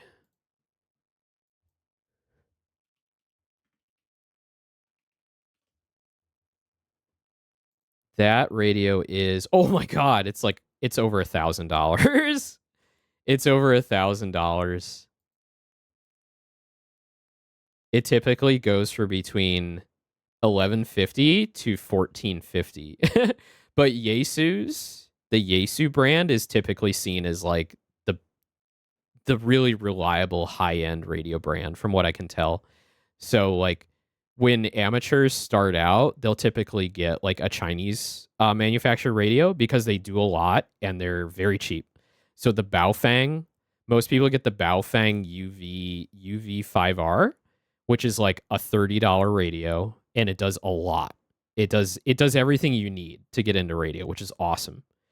And then what most hams will do is they'll upgrade to like another handheld radio, and it's usually a Yaesu, and they're like typically I think you can get ones in the like the $150 to $200 range. And then when you get really serious, you get these like station units that like sit on your desk, and these put out a lot of power. And now you're spending like hundreds of dollars, if not over $1,000. Yeah. So I don't know if I'm ever gonna get that serious. I don't know if I'm ever gonna get that serious, considering like I've bought some really expensive keyboards before, but I've never cracked $1,000. That's a lot. That is a lot.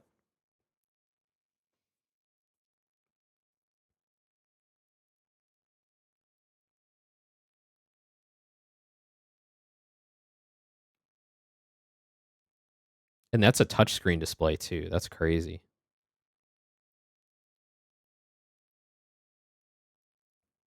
A $1,000 keyboard better massage my hands while I type. Oh, they sound and feel really good.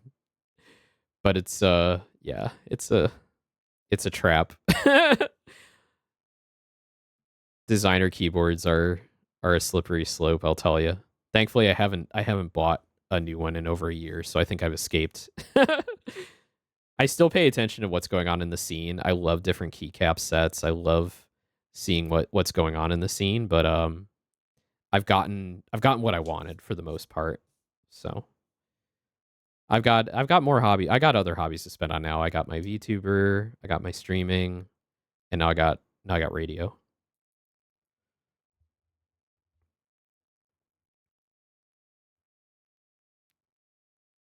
Okay, amateur radio is unique among the other radio services. We can tune anywhere in our assigned bands and are not required to use channels pre-assigned by the FCC, except in the 60-meter band. Okay.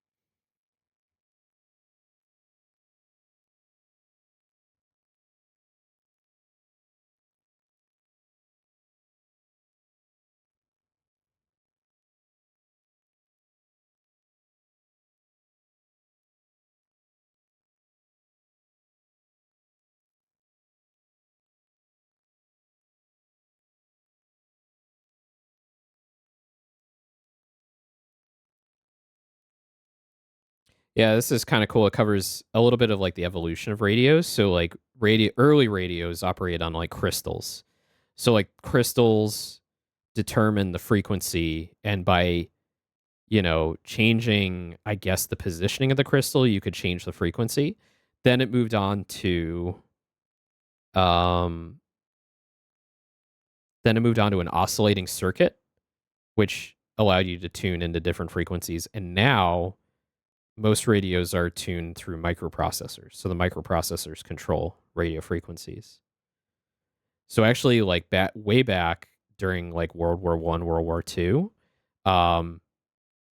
it was very important to be able to mine the specific crystals. And I think they're quartz crystals that were typically used.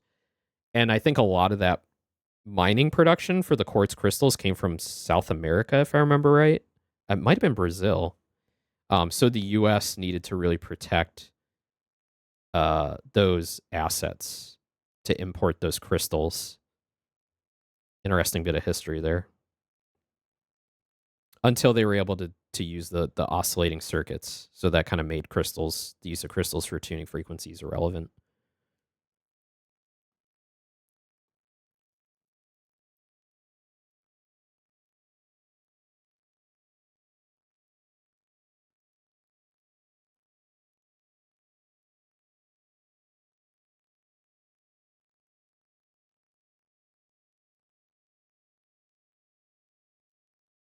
Multi-mode radios.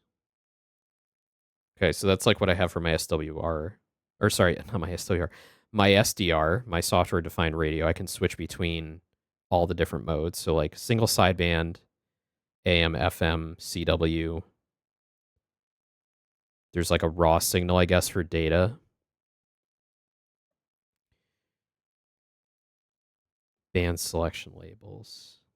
Oh, okay.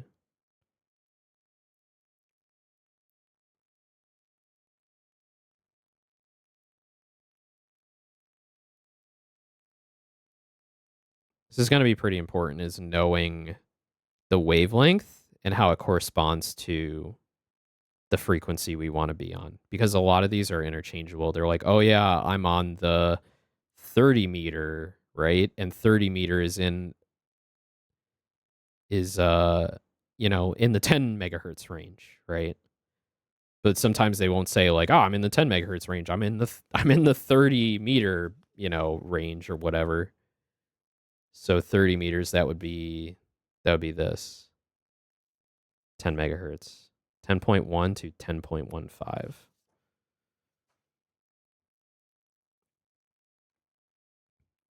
I think it's more important for me right now to know just the range. So the high frequency and medium frequency covers 1.8 megahertz to 28 megahertz. And then VHF, very high, is 50, 144 to 22. And then UHF is much higher, 70 centimeter, 33, 23, 13. Okay. Got it.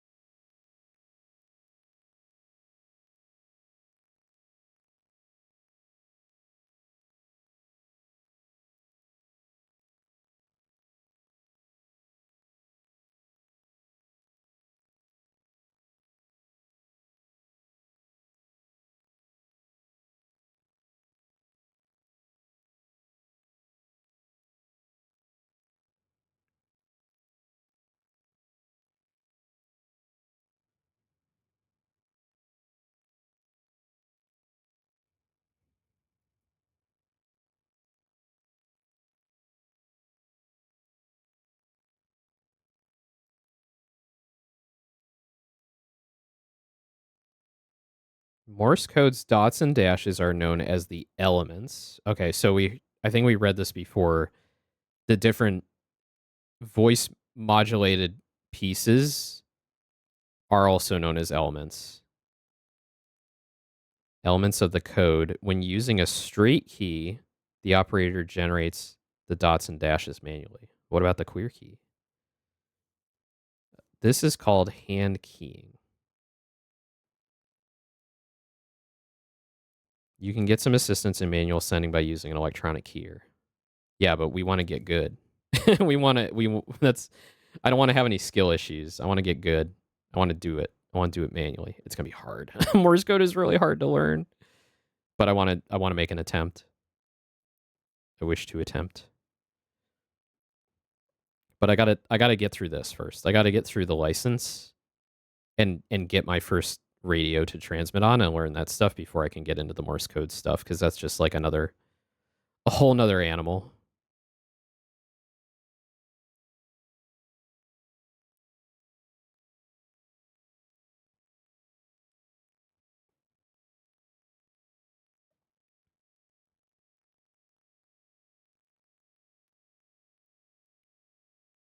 Keyers and paddles can generate Morse code much faster than by using a straight key. Oh, here we go. PEP. We saw this on the we saw this here, right? 100 watts PEP. Peak envelope power. Got it. Peak envelope power is the measure of an AM or single sideband signal's power. PEP is the transmitter output power when speech into the microphone is the loudest. Okay. So you may be putting like 120 watts in, but if you're not using all that, if you're not yelling, you may only be using 100 watts of PEP. I feel like that's important.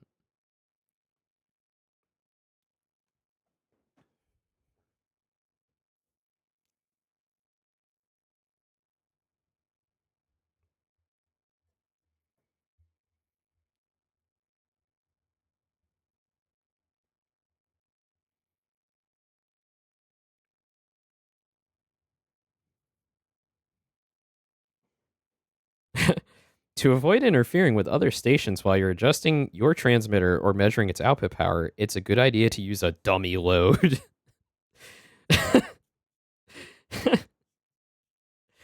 I'm sorry, I laugh every time they put load in here.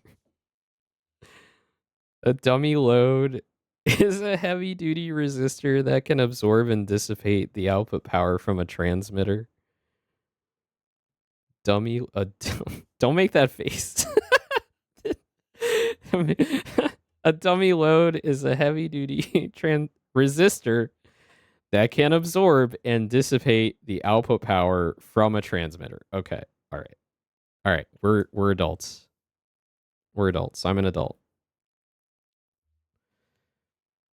Watch that band edge. Why should you not set your transmit frequency to be exactly at the edge of an amateur band or subband? Because you're going to be transmitting into other bands, right? Amateurs are allowed to use any frequency in a band, but you have to be careful when operating near the edge of the band. You must keep all of your signal inside the band. Yes, okay. Since your radio displays the carrier frequency, you have to remember to leave room for the signal sidebands. For example, when using FM voice, your signal is 15 kilohertz wide. Okay, so that corresponds to the bandwidth table we saw earlier. Yeah, typical bandwidth, right? So FM voice the bandwidth could be 15 kilohertz. So that will cover the sidebands on either side of the carrier. So we have to be 15 kilohertz away from the edge of the band if we're going to broadcast on that band. Okay. That means your carrier frequency in the center of your signal should never be less than 7.5 kilohertz. Right. Okay, so yes, so 15 kilohertz wide, that includes both the upper sideband and the lower sideband. So if we divide that by 2, we get 7.5. So it'll be 7.5 to the left, 7.5 to the right. 10 kilohertz to give yourself some margin, 10 kilohertz from the edge would be even better. Okay. Gotta be careful. Because that is technically illegal to broadcast on a frequency that you're not allowed to is illegal.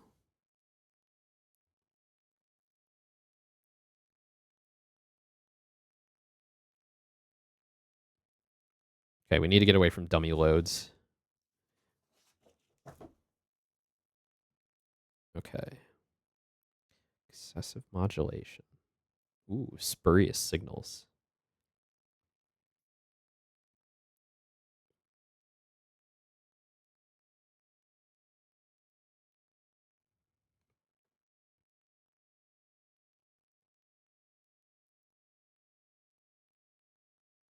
Oh my god.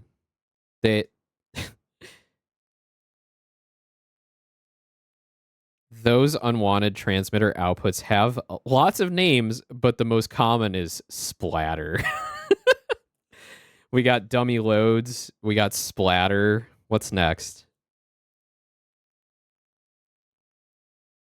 What could possibly be next? I'm just convinced that whoever came up with the shit is just like maximum horny all the time. Just mind in the gutter. Constantly. Generating those outputs is called splattering.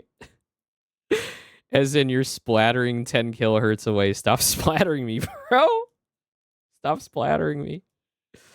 You need to stop splattering me with your dummy loads. No. Stop. Stop. An overmodulated FM signal has excessive deviation and is said to be over-deviating. Okay, that's not a bad word. Over-deviating.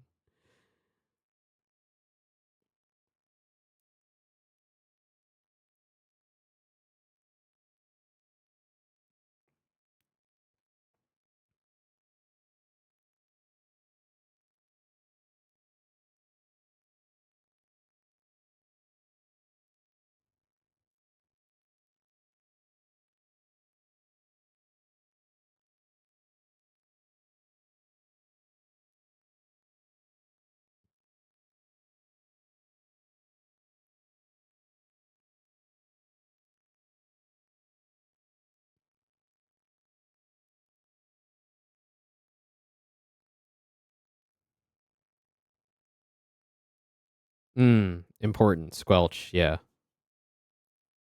Squelch will filter out background noise if you adjust it to a certain decibel range. So we don't have to constantly learn to listen to static the whole time.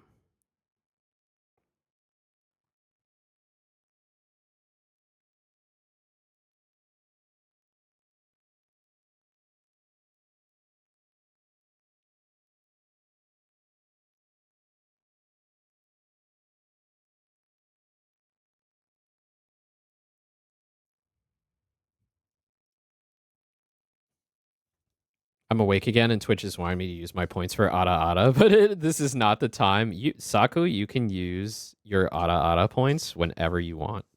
Whenever you want.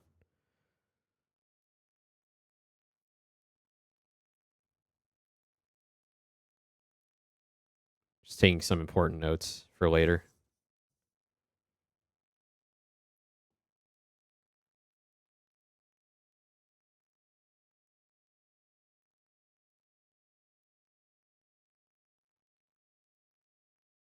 I save for proper time. Ooh, yeah.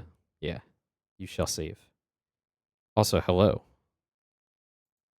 I hope you're doing well. Hope you're getting good sleep.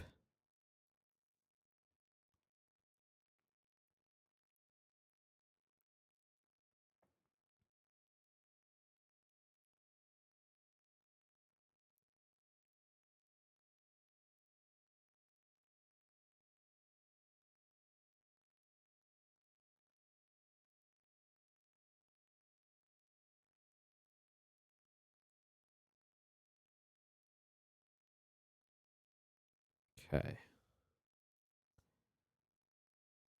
SDR and DSP. DSP stands for Digital Signal Processing, the technique of using software to perform filtering and other functions. DSP operates on a received signal converted to digital form, right? A microprocessor performs the filtering and other functions on the digital data before it is converted back to a signal that you can hear or see. Henlo, about to make breakfast. I just waiting for the butter to soften some for silly little Eggo waffles. Yeah, it's always the trick, taking the butter out of the fridge and letting it soften up a bit. I'm a because I live in a climate that isn't super hot, but I also have air conditioning. I will put the butter in a butter dish and let it sit on the counter. But when I lived in apartments that didn't have air conditioning in the kitchen, I could not do that. I could not do that because the butter would just instantly melt all over the table and go everywhere. So I know the pain of leaving butter in the fridge. God, I love Eggo waffles. What I'll do too is, so I have a waffle iron, so I'll make a batch. I'll make a batch of batter, like a full batch of batter for the waffles, and I'll make like one or two for like, breakfast or breakfast for dinner or something. And then I will make the rest of the batch when I'm done eating, and then put that into wax paper and freezer bags and put it in the freezer. So I make my own frozen waffles for later, which is really nice. Really, really easy to do. We totally could do that, but I lack a butter dish. Yeah. What's funny is that I normally don't have Eggo waffles in the house. My mom had them and shoved them at me. Oh, that's good. Got some extra goodies.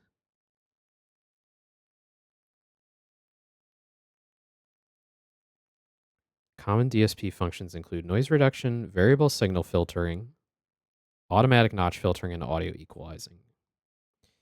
SDR stands for Software Defined Radio, and even more advanced use of DSP to do nearly all of the radio functions. Hell yeah. Hell yeah. Except for higher power amplification, SDR techniques can change the radio signal to digital form directly from the antenna. The rest of the radio is software. Yeah. SDR radios are becoming very popular. Yes, that's why I have one. That's why I have one.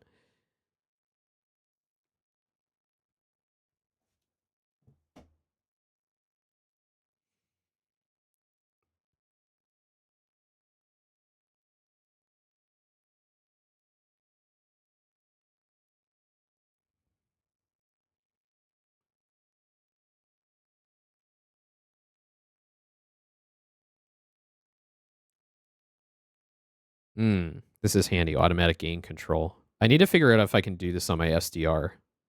Because right now I'm kind of adjusting the gain manually, and I've seen on other SDRs, the web SDRs that I've been poking around on, they have automatic gain.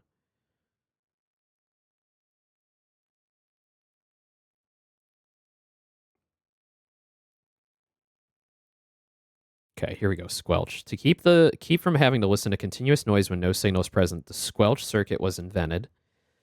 The squelch circuit mutes the receiver's audio output when no signal is present. Sometimes the signal is too weak to open the squelch or unmute the receiver. I've done that too. I can see there's a signal in the waterfall, but I don't want to turn on the squelch because I feel like it's going to filter out the signal. To hear these signals, adjust the squelch control so that continuous noise is heard. That will allow you to hear any weak signals that is present. That should be are present. That's a typo. That's a grammatical error. I caught a grammatical error. Many transceivers have a monitor or MON switch that temporarily opens the squelch for this purpose. Oh, that's handy. That's cool. Oh, big sippa.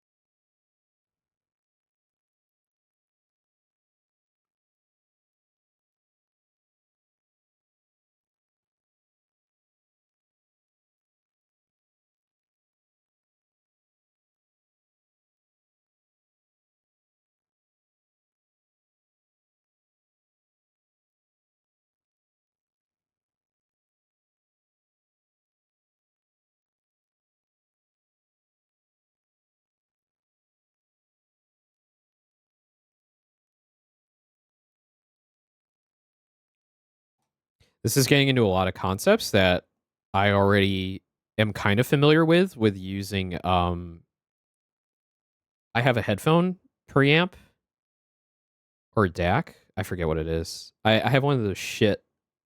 That's the name of the company. Shit. I have a shit Magni, and I plug my headphones into that, and it does stuff like this. It does like preamp, and it does processing on the signal to get the best result out of my headphones. So similar concept here between the receiver and the antenna.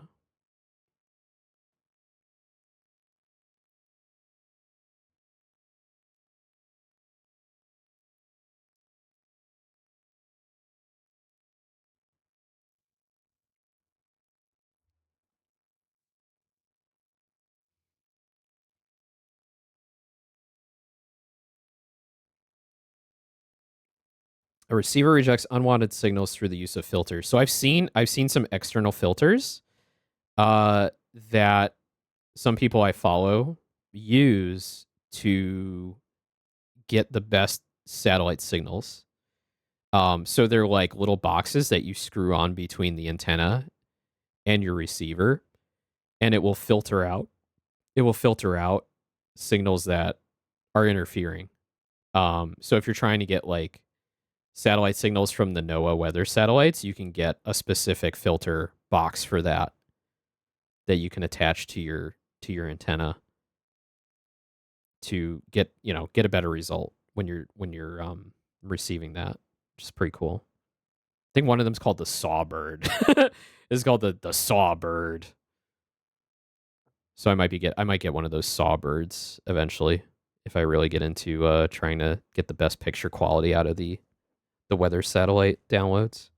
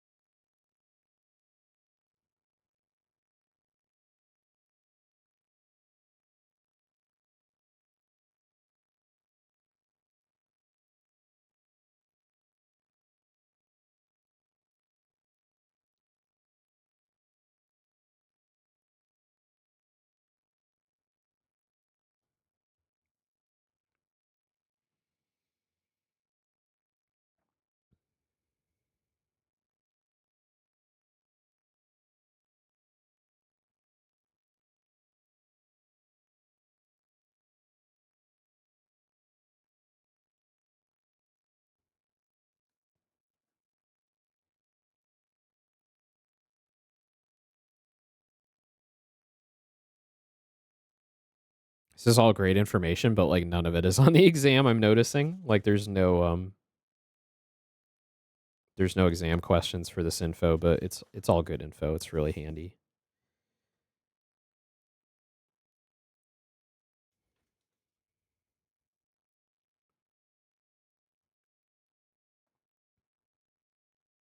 It's like listing all the features that come with a typical receiver. Noise reduction functions and automatic gain control. How signal strength is measured.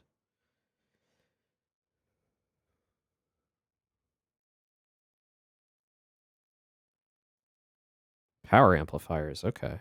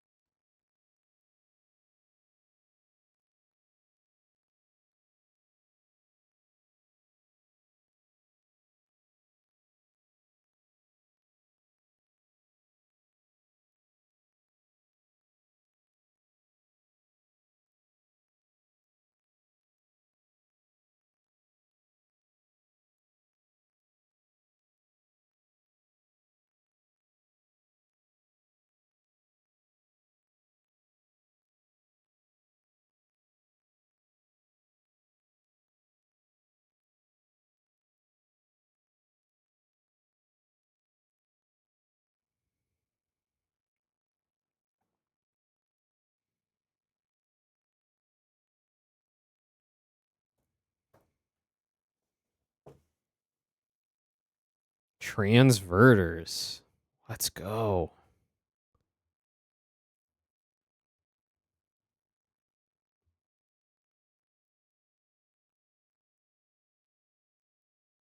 By using mixers, it is possible to convert an entire transceiver to operate on a different band. The mixers are part of equipment called a transverter.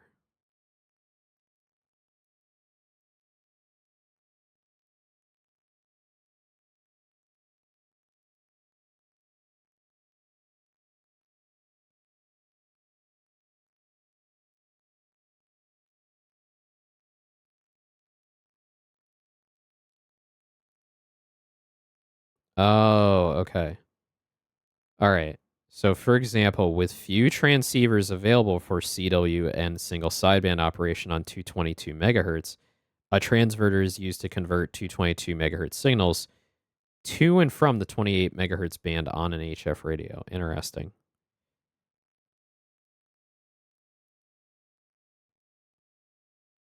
Interesting. Why is 222 important? Okay, so that's the 1.25 meter band.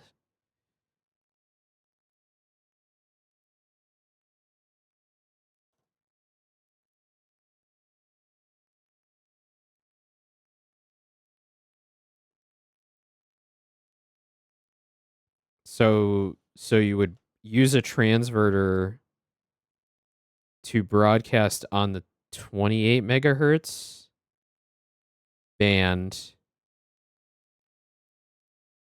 that would transvert it to 222. Okay. That's interesting.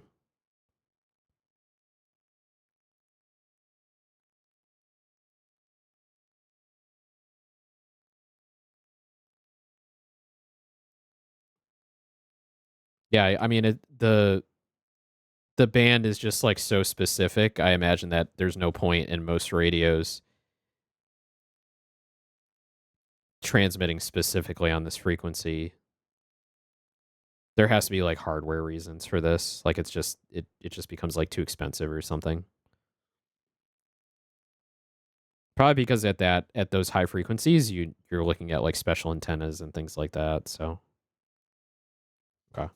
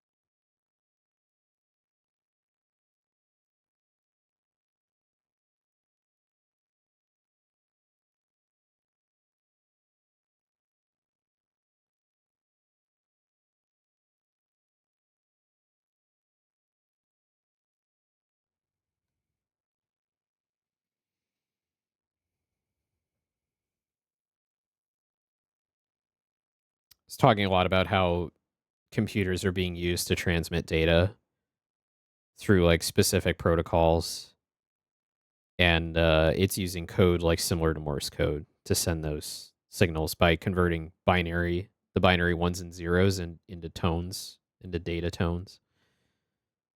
And I think using frequency modulation or different modes, they can send more data in higher bandwidth. It's pretty cool.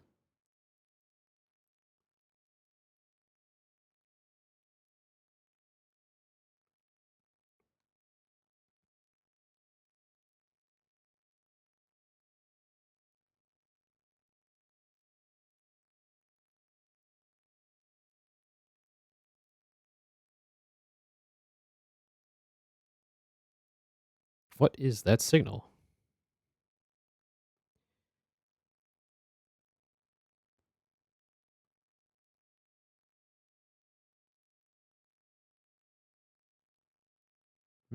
Oh, this is handy because I come across a lot of digital signals when I'm just like looking around on the SDR, and they said that they have sound samples here on the RL website, so that you can start learning how to tell what they are by ear. So that's handy. I should go check that out for sure. Let me actually just put in that address and bookmark it for later because I have a radio bookmark list in my OneNote now for like useful resources. rl.org resources for license instruction. Oops. Forgot a hyphen there. No, fuck. Went to the wrong URL.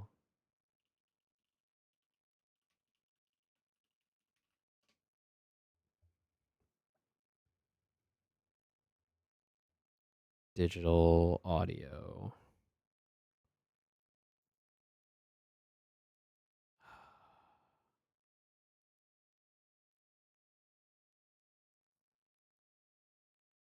Digital modes audio files. Excuse me. Of course, like they've redone the website since this book came out like 2 years ago, so everything is kind of not where it should be. Unfortunately. Is it here? Instruction and study guides, digital modes, audio files. Oh, digital modulation, digital modes, audio files. There we go. Download these files to your laptop to play for students to introduce them to the many digital modes radio amateurs enjoy. Oh, sorry. Radio amateurs employ, not enjoy. Yes, we enjoy it. We enjoy listening to those digital signals.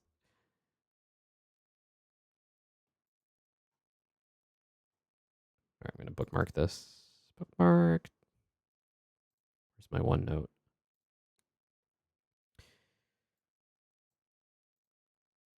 Going into my ham radio workbook. Digital audio samples. Cool. Cool.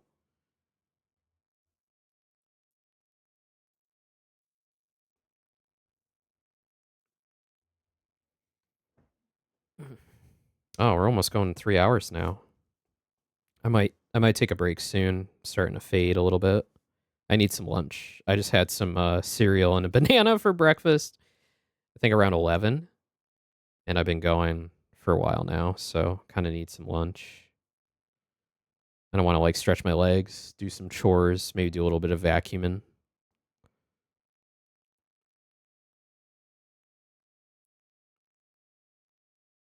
You've been working hard? Thank you, Hammy. I appreciate it.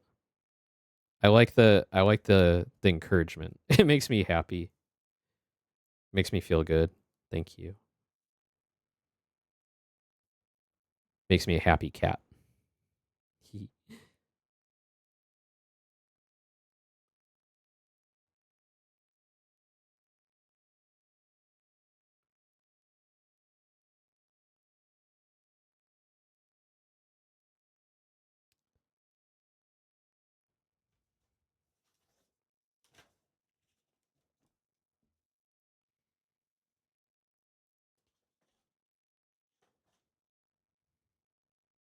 Oh, these are the different data types. Oh, cool, cool, cool.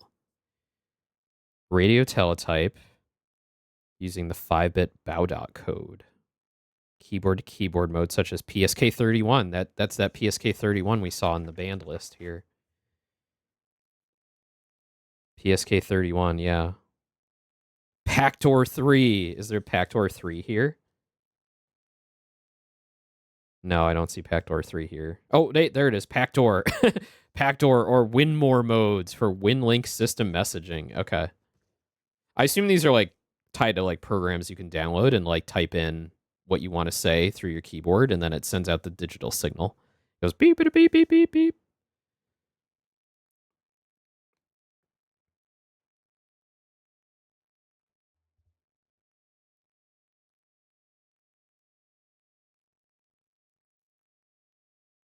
I wonder if I could send like memes. Memes over some of these packet radio protocols. Just send like the dick butt. You guys know dick butt, right? You're all old internet friendos. You know dick butt. Someday I want to send a dick butt over amateur radio. I might get reported though. I probably don't want to do that. I feel like some old fart is gonna see the dick butt and then go, I'm gonna report I'm gonna report this motherfucker to the FCC. I probably don't want to do that. I probably do not want to send dick butts over JT65 moon bounce. Can you imagine? I send dick butt by moon bouncing. So like literally broadcasting a signal at the moon and bouncing it back to Earth so that like someone in California gets a dick butt. But it hit the moon. I bounced off the moon. That makes it awesome, right? I used my dummy loads to splatter a dick butt off a moon bounce. I was replaying the game Detention on stream recently, and there's a part of the game where there's graffiti of dick butt on a wall, and the way my jaw hit the floor when I noticed it. For anyone watching the VOD who doesn't know old memes, I forget the original artist who did it. I know it's not Kate Beaton, but it was like some comic artist in that time period. And they made this little guy. And it's a comic. Where is it? Sorry. I keep finding like SVGs, like vector graphics. Kind of like how they call a butt a full moon. Yeah, kind of. Oh my god, it's a it's a vector graphic. It's a vector graphic. Hold on. We're gonna put dick butt in our we're gonna put dick butt in our RL ham radio manual here. So now we got dick butt accompanying us on our journey. I wonder if Twitch allows dick butt. I need to Google this real quick. Does Twitch allow dick butt? New stream pet? Yeah. We don't permit streamers to be fully or partially nude. We don't permit streamers to be fully or partially nude. I don't see anything about like dick butt on Twitch. So he can go in the margins for now. We'll go in the margins. I've played worse games on Twitch that have worse than dick butt, so I think we're okay.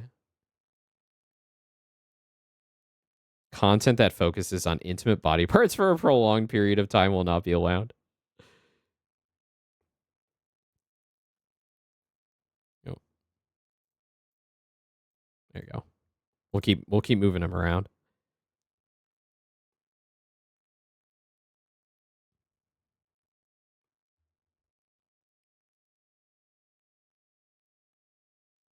I see you, Gooba. Yeah, I got my Gouda Desmat. No, get out of here, dick butt. Get out of here. You're going down here for now. No, Guru almost ate dick butt. I think they have a vendetta against semi-realistic butts. I had a hamster butt emote that got denied, but I feel like dick butt should be cartoony enough. Yeah, I think dick butt's okay. I don't think anyone's gonna report me for dick butt. But yeah, I got my cute Guru Desmat today. I love this Desmat. It's so cute. It's super cute. My Yoshi is the best. Anyway. Oh wait, I gotta find dick butt again. Hold on.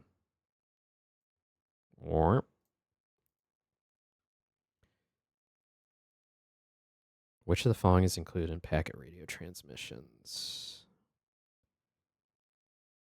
On VHF and UHF, the most common digital mode is packet radio. Packet signals are often found on simplex channels from 145.01 to 145.09 megahertz. Hang on, I got a good butt. Am I still sub to Lala? If I'm still sub to Lala, I have a good butt. I think my sub ran out. Sorry, Lala. Lala Montia has a really good butt shake. But she's got a full dress on. So it's like just safe enough for work. Just safe enough for work. The ham dumpy's good though. I do like the ham dumpy.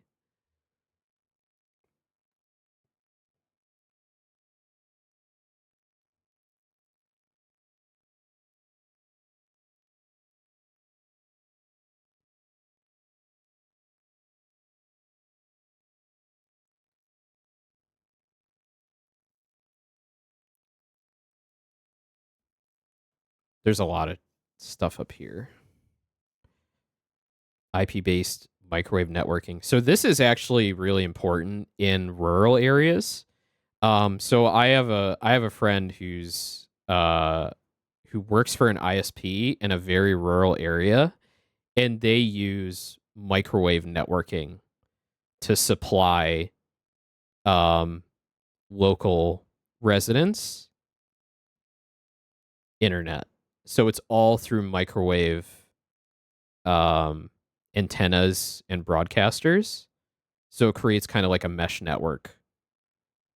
The problem is it's a rural area, so the locals will take their guns out and shoot the microwave antennas and and fuck up the internet for everybody locally, because that's what happens in rural areas.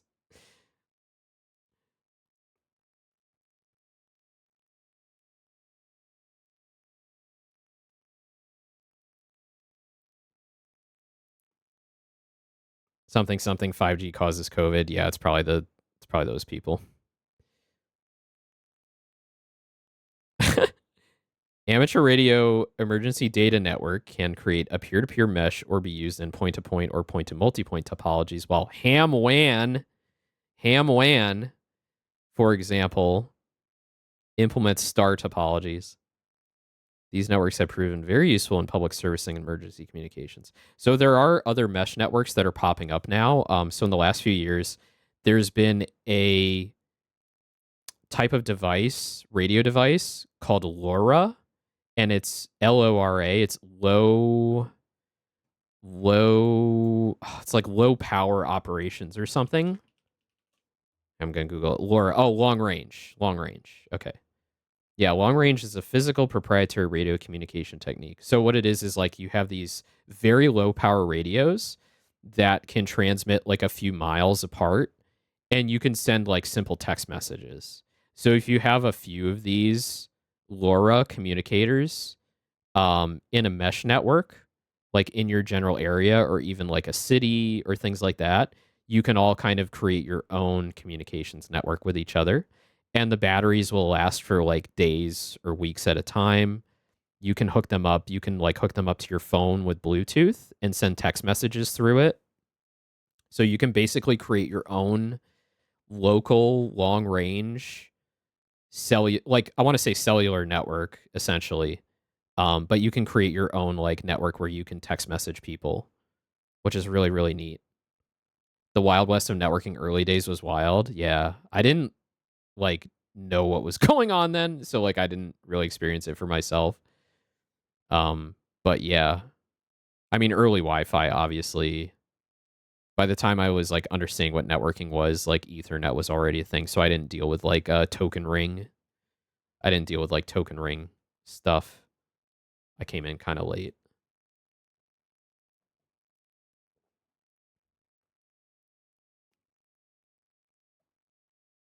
Everyone had their own standards, different methods. I mean, before IP. Oh yeah, before IP. Yep.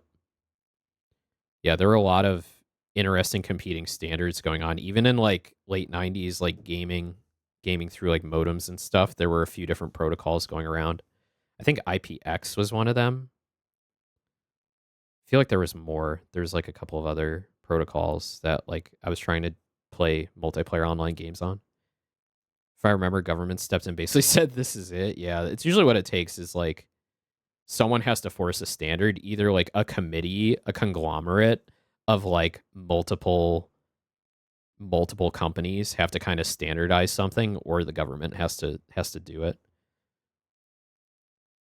And that's like why we have a couple different standards right now for video, like digital video. So we have HDMI, which is a proprietary standard that is set by a committee, and the committee is made up of like multiple companies typically. So it actually costs like a licensing fee to incorporate HDMI into your computer systems. And then there's DisplayPort as a standard, which is I believe it's open. I don't know if it's open source, but it's an open standard that doesn't have any licensing fees attached to it. So that's why you see DisplayPort on most graphics cards and monitors these days, and usually probably only like one HDMI port. Because DisplayPort is just makes more sense from a consumer perspective. License fees, they protect their NDA, their libs and crap. Yeah, libraries. It's locked out Linux from new HDMI standard. That sucks. That's terrible. Yeah. I think that's why you see DisplayPort a lot more common these days in computers.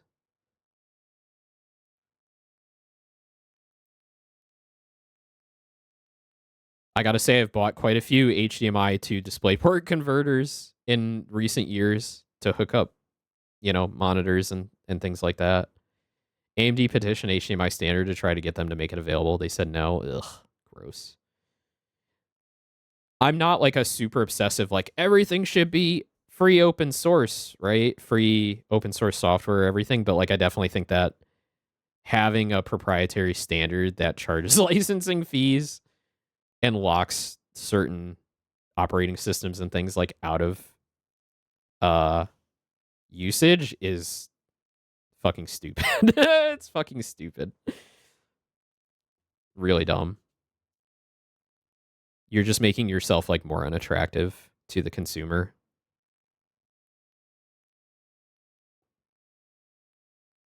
Yeah, I don't care if it's at FOSS, but AMD can't put features in their Linux driver for new HDMI because of their limits. Yeah, it's stupid. Definitely on board with hating them for that. And they run the risk too, right? Of like causing enough of a ruckus that like it becomes more mainstream knowledge, like through social media, like you should not be using HDMI because XYZ, fuck them, right? And if if a big enough outcry is reached, like you're in trouble. You're in trouble. Because then you're going to get like the hardware manufacturers going, maybe we don't need HDMI after all. The consumers kind of hate it, right? They're not going to buy our stuff if it's, yada yada. So the pushback is real. It does have an impact. You get enough people angry enough about it.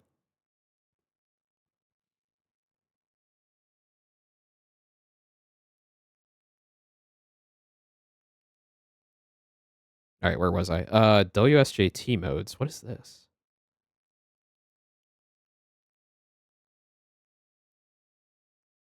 Oh, okay. WSJT Suite is a package of open source software. Software was initially developed by Joe Taylor, K1JT. Sorry, I got to say that in the NATO alphabet. K1, or sorry, Kilo 1 Juliet Tango. Kilo 1 Juliet Tango. Using techniques he developed as part of his Nobel-winning career as an astrophysicist. Wow, what a badass. A team maintains and extends the software today, including modes designed for special types of communication, such as Juliet Tango 65 for moon bounce. Yeah, fuck yeah, moon bounce. Or Earth Moon Earth EME weak signal propagation beacons and meteor scatter. Meteor scatter is cool. So we learned about meteor scatter in a previous chapter on propagation. So when a meteor burns up in the atmosphere, it leaves like a little bit of a trail for a few seconds that you can use to broadcast a signal with and go further. So you can literally broadcast a signal up to a shooting star and then use the energy from that shooting star in the ionosphere to send your signal further. It's so fucking cool. It's so cool.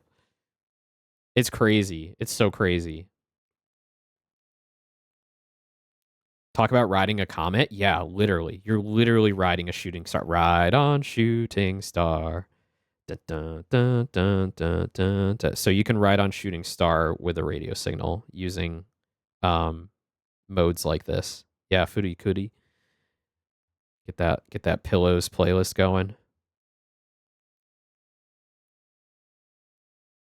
That song makes more sense now. It kind of does, right? Yeah. I don't think it had anything to do with this, but we can pretend. The latest invention, FT8, is capable of operating in low signal to noise conditions by transmitting special code sequences on 15-second intervals. The advanced capability of these modes enables amateurs to communicate in ways not possible before. This is all in the exam, so we need these are important. These guys here because they have questions on the exam. So what are we doing? Oh, okay. The questions are right there. Which of the following operating activities is supported by digital mode software in the WSJT suite? Okay. And what is FT8?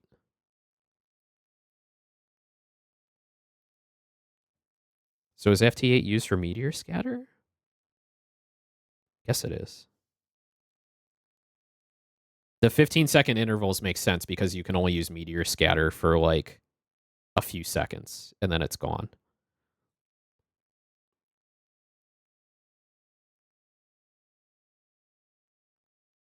Okay, back to packet radio.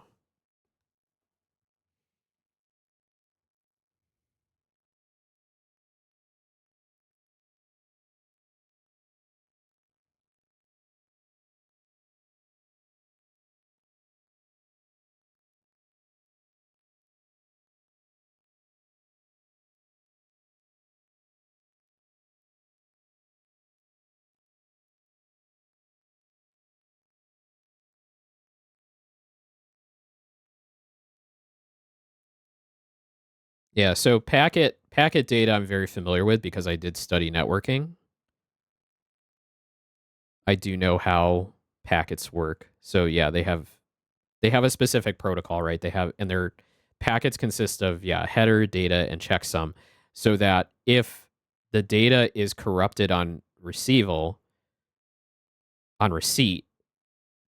the computer can interpret it and see how many errors there are in that packet. So this is really useful when you're transmitting through radio and there's interference because you want to know like how many errors you've received in the data if the data is not correct.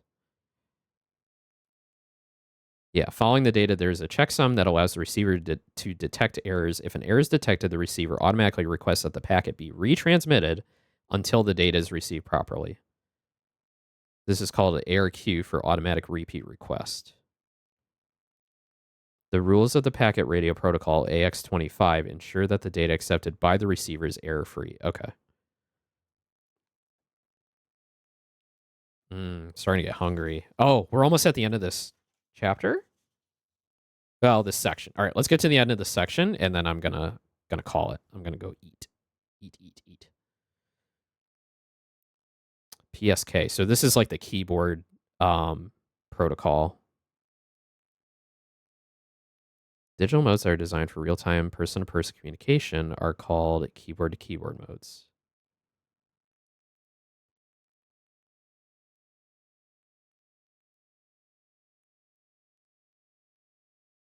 Do we have bread for all this ham? Hey, Trail.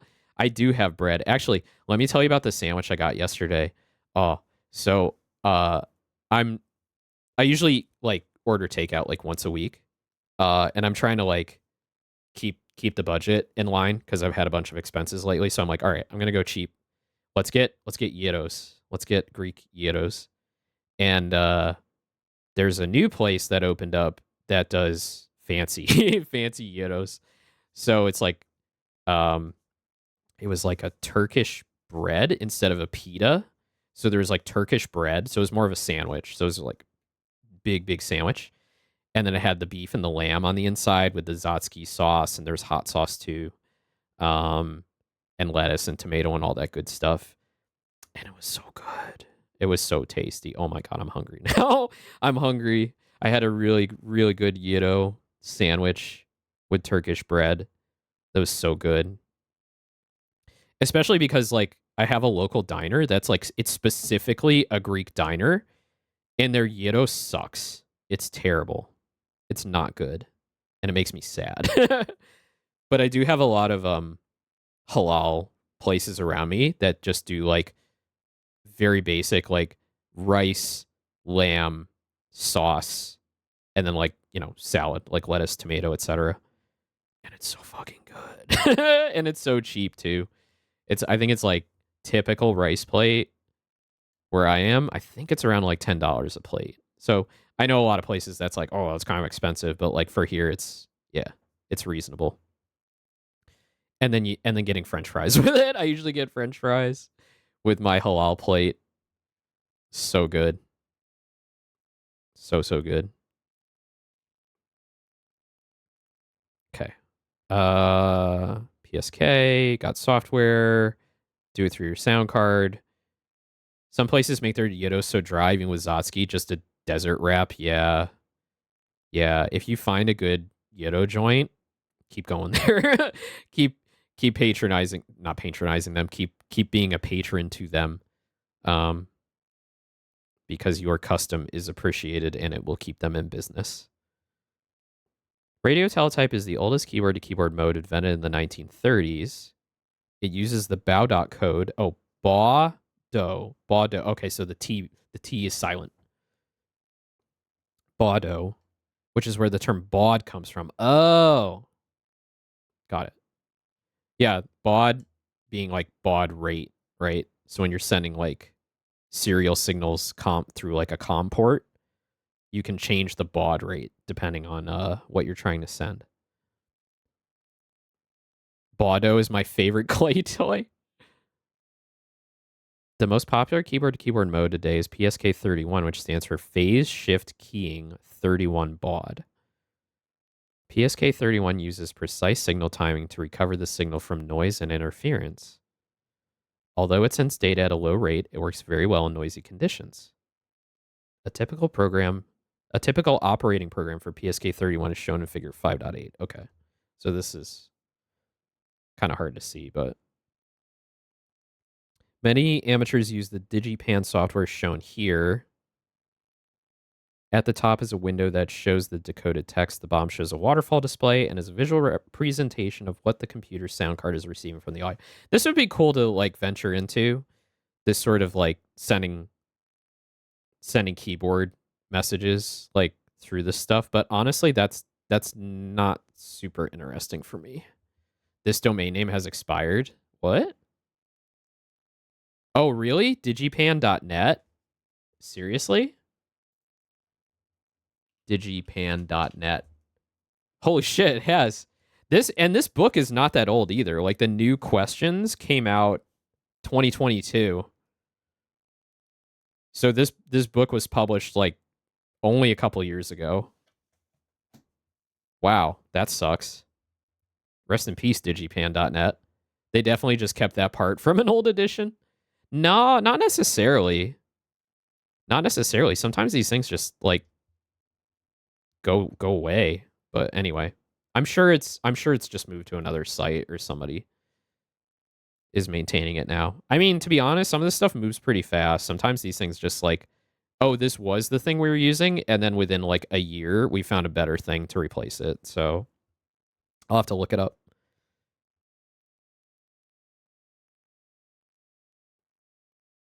This is important. I've heard about this a lot. APRS, the automatic packet reporting system, uses packet radio to transmit the position information from a moving or portable station. I've heard there's like really weird radio operators that like are constantly broadcasting their APRS like all the time, which is like kind of not good because it's like, why do you want to let people know you're like going to the grocery store?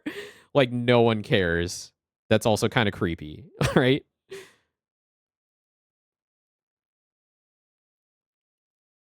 Alert, I'm walking to the park. Yeah, you're basically broadcasting like, hey, I'm going to the park. Hey, I'm going to the here and there because you're sending GPS data with it. Along with position information, you can also transmit weather information and short text messages. That's cool. That's cool. All right. I feel like I'm getting like anxious about dick butt, so I'm gonna remove dick butt for now. I'm gonna remove dick butt for now. We're almost done anyway. I might I might do a censored dick butt for next stream. For next time we do a study stream, I'll just like censor out the dick. No need to be anxious about dick butt. Thanks, Ham. So you can put dick butt on Twitch. It's okay. They don't care. Because dick butts are our new pet, our new study pet. I don't know actually. Oh, okay. All right. I think next time I'm gonna censor. I'm gonna put a mosaic over the dick. It was just funny to say. Just funny to say. So do you do what you think is best? Yeah, I'm gonna put a mosaic over the dick. Also, hello, Big Ham. How are you? We're just kind of wrapping up here. So the censor is so extra. It could be so funny. Yeah, I think it's funny. Well, to be fair, it doesn't look like a full-on peen. Yeah, hi, been lurking. Yeah. So we've learned a lot today. We've learned about lower sideband, upper sideband, and dummy loads and splatter. These are all real terms in amateur radio, and I'm not making this shit up. Isn't the whole thing kind of a dick? Dummy loads. Yeah, dummy loads. Splatter. Dude, dummy loads and splatter are things you hear from my room. Am I right, guys? Yeah. Yeah, basically. Anyway, APRS. Okay. Digipeters. Digipeters and gateways forward the APRS packets, position information, and call sign to a system of server computers via the internet. I feel like I could ASMR this reading like very easily. Give very very quiet whispers. Did you know? Digipeters and gateways forward the APRS packets. All right, I can't do that. Not now. Maybe later. Amateur. Amateur, huh? All right. Common public service application of APRS is to provide maps of station locations while they are providing real-time tactical communications. Tactical. I just keep visualizing every ham radio operator putting Digi in front of their name. Oh, fuck yeah. And I think this ties in with our Digimon watch along we've been doing on Babinka's Discord. When they, in Digimon they just put like Digi in front of everything. Like we're like getting to the end of the season, the first season, and Joe is like, thank God I like brought some toilet paper with me when we went back to the real world, and I'm like, oh no, these kids have just been wiping their asses with Digi leaves the whole time. But now they got the Digi toilet paper, so they're good. Those poor kids. They've been through a lot. Okay, so this is like a map of APRS. location transmissions overlaid on the geo mapping here. It's pretty cool. Oh, digital loads, digital modes. Basic diagram of how a computer hooks up to a receiver, transmitter, transceiver. The downsides to Isekai, they never tell us. I know, right? Like, oh yeah, it's so cool to get transported to a MMO world, right? And it's like there's no toilet paper, there's no like doctors. I mean, I guess they have healing magic. Maybe it's like maybe a lot of those it's like Harry Potter magic where it's just like, oh, I teleported the poop right out of my butt. I just shit myself and then use prestidigitation to wipe my ass. Wait, Big Ham, you don't know about the Harry Potter, like the wizard shitting themselves? Okay, all right, I guess I'm going into this tangent to end the stream. So yeah, we all know J.K. Rowling's a piece of shit, but she wrote like a short story, like addendum thing, like notes about like wizards in like medieval times. And it's just like, oh yeah, the wizards in medieval times, they didn't even go to the toilet. They just shit themselves and then like magic their shit away somewhere and just like, yeah, wipe their own butts with magic. Like, I mean, to be fair, makes a lot of sense. But why would you write that? Like, who needs to know this? Like, no one needs to know this. Especially from a turf like J.K. Rowling. Wizards magicking their away. Yeah. This is in Pottermore. Before adopting this is word for word. This is what it says. Before adopting Muggle plumbing methods in the 18th century, witches and wizards simply relieved themselves wherever they stood and vanished the evidence. That is some bullshit that was written in a Harry Potter ancillary work. Like when you stain your pants anyways, I think that it's all encompassing. They use the magic to just like, whoop, didn't happen.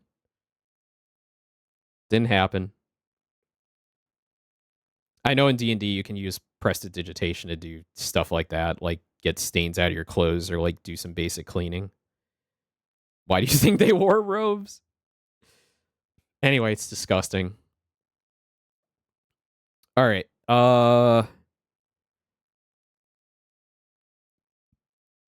This is about just like doing transmissions through computers. Oh, we got some exam questions here.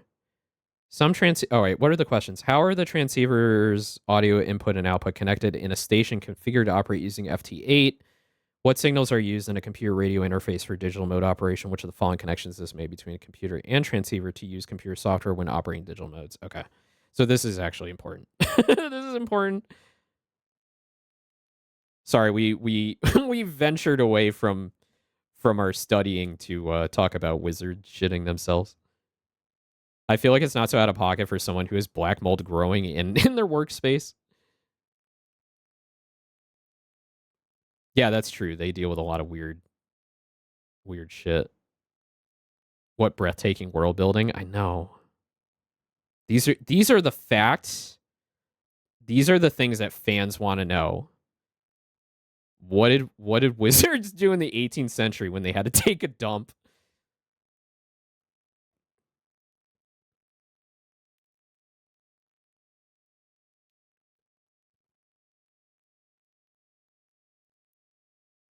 Some transceivers also support audio connections through USB interface. If you use a sound card, you may need a digital communications interface to supply the push-to-talk signal for keying the transmitter.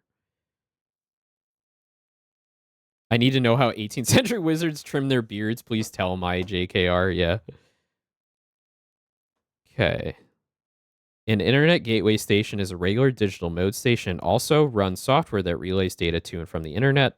The most common example of gateway stations are APRS gateways and WinLink RMS stations.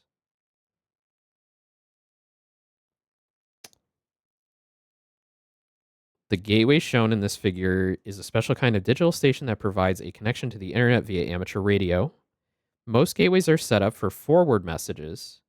The most common examples are APRS gateways and the WinLink RMS stations described previously. I love that 2010 ass-looking PC setup. Yeah, that's very much, dude, that's not even 2010. That's like 2003. That's like a 2002, 2003 setup. 4:3 aspect ratio monitor, Y2K looking ergonomics. Pretty standard Dell mid tower. I like internet just being a cloud. You know it's beige. You know it's beige. It is beige. Actually, by 2003, 2004, they were moving towards like black chassis. Beige is very much 90s.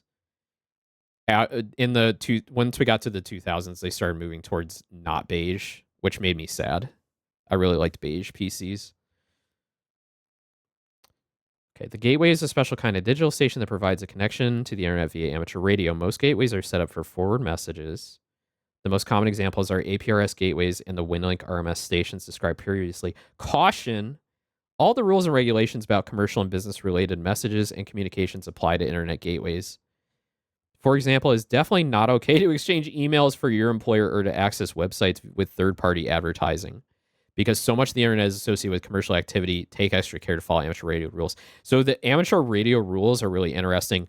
And I don't know if we've even gotten into it yet. I think it comes in when we get to the regulations or operating regulations.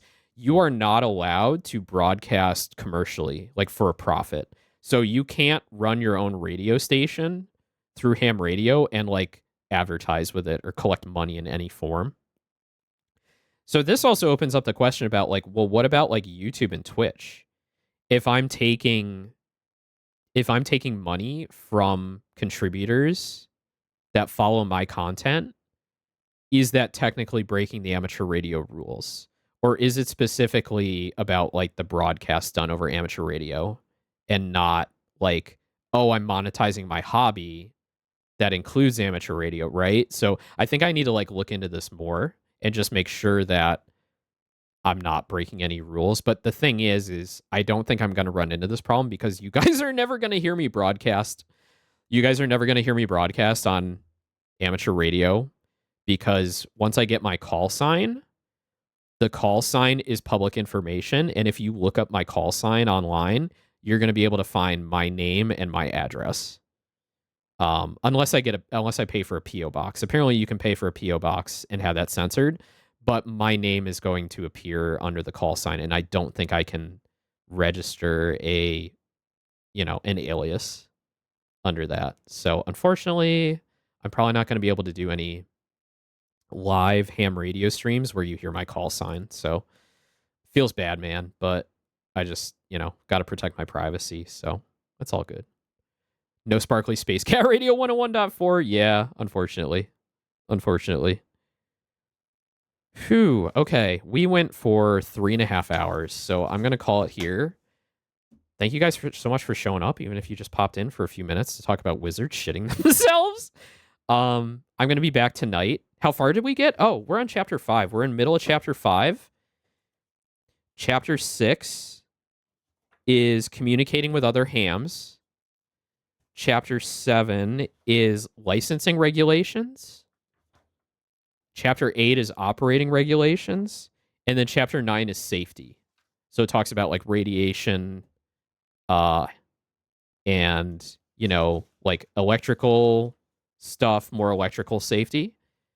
And then chapter 10 is just the question pool. So this is every single question in the exam, the current exam pool. So what we're going to do is once we finish the book, we're going to take practice tests. We're going to run through a bunch of practice tests. And if I can score consistently above like 80, 90% every time, then we're going to schedule the exam. So there's an exam happening near me like every month. I think the closest one happens at a senior center. I think the radio club, one of the radio clubs near me has them at a senior center. So yeah, that'll be interesting. So anyway, Do you think Big Ham automatically has a ham radio license on account of being a ham? I don't know. Yeah, she can't disclose. So you never know. You never know who out there's a ham. Anyway, thank you guys so much for coming today. I'm going to be back tonight with Love Ghosty. This is a indie game that I was graciously given a key for, and I believe one of the devs is a Tempura. So they're a Holostars fan, and Saku got to play this yesterday, and I'm very excited. I can't wait to play it. So we're gonna play that tonight, 8 p.m. Eastern, 5 p.m. Pacific. I'll see you then, and I hope you all have a great rest of your afternoon. So bye. Oh wait, who are we gonna raid? Wait. Who are we gonna raid? Who's on right now? Let's go raid Velek. So I've been following Velek for a while. She's an Irish goth bunny, and she just debuted her 2.0 model, and she was one of the big inspirations for me to start PNG tubing. Yeah, so let's go raid Velek. So anyway, thank you. Bye. See you tonight. Bye.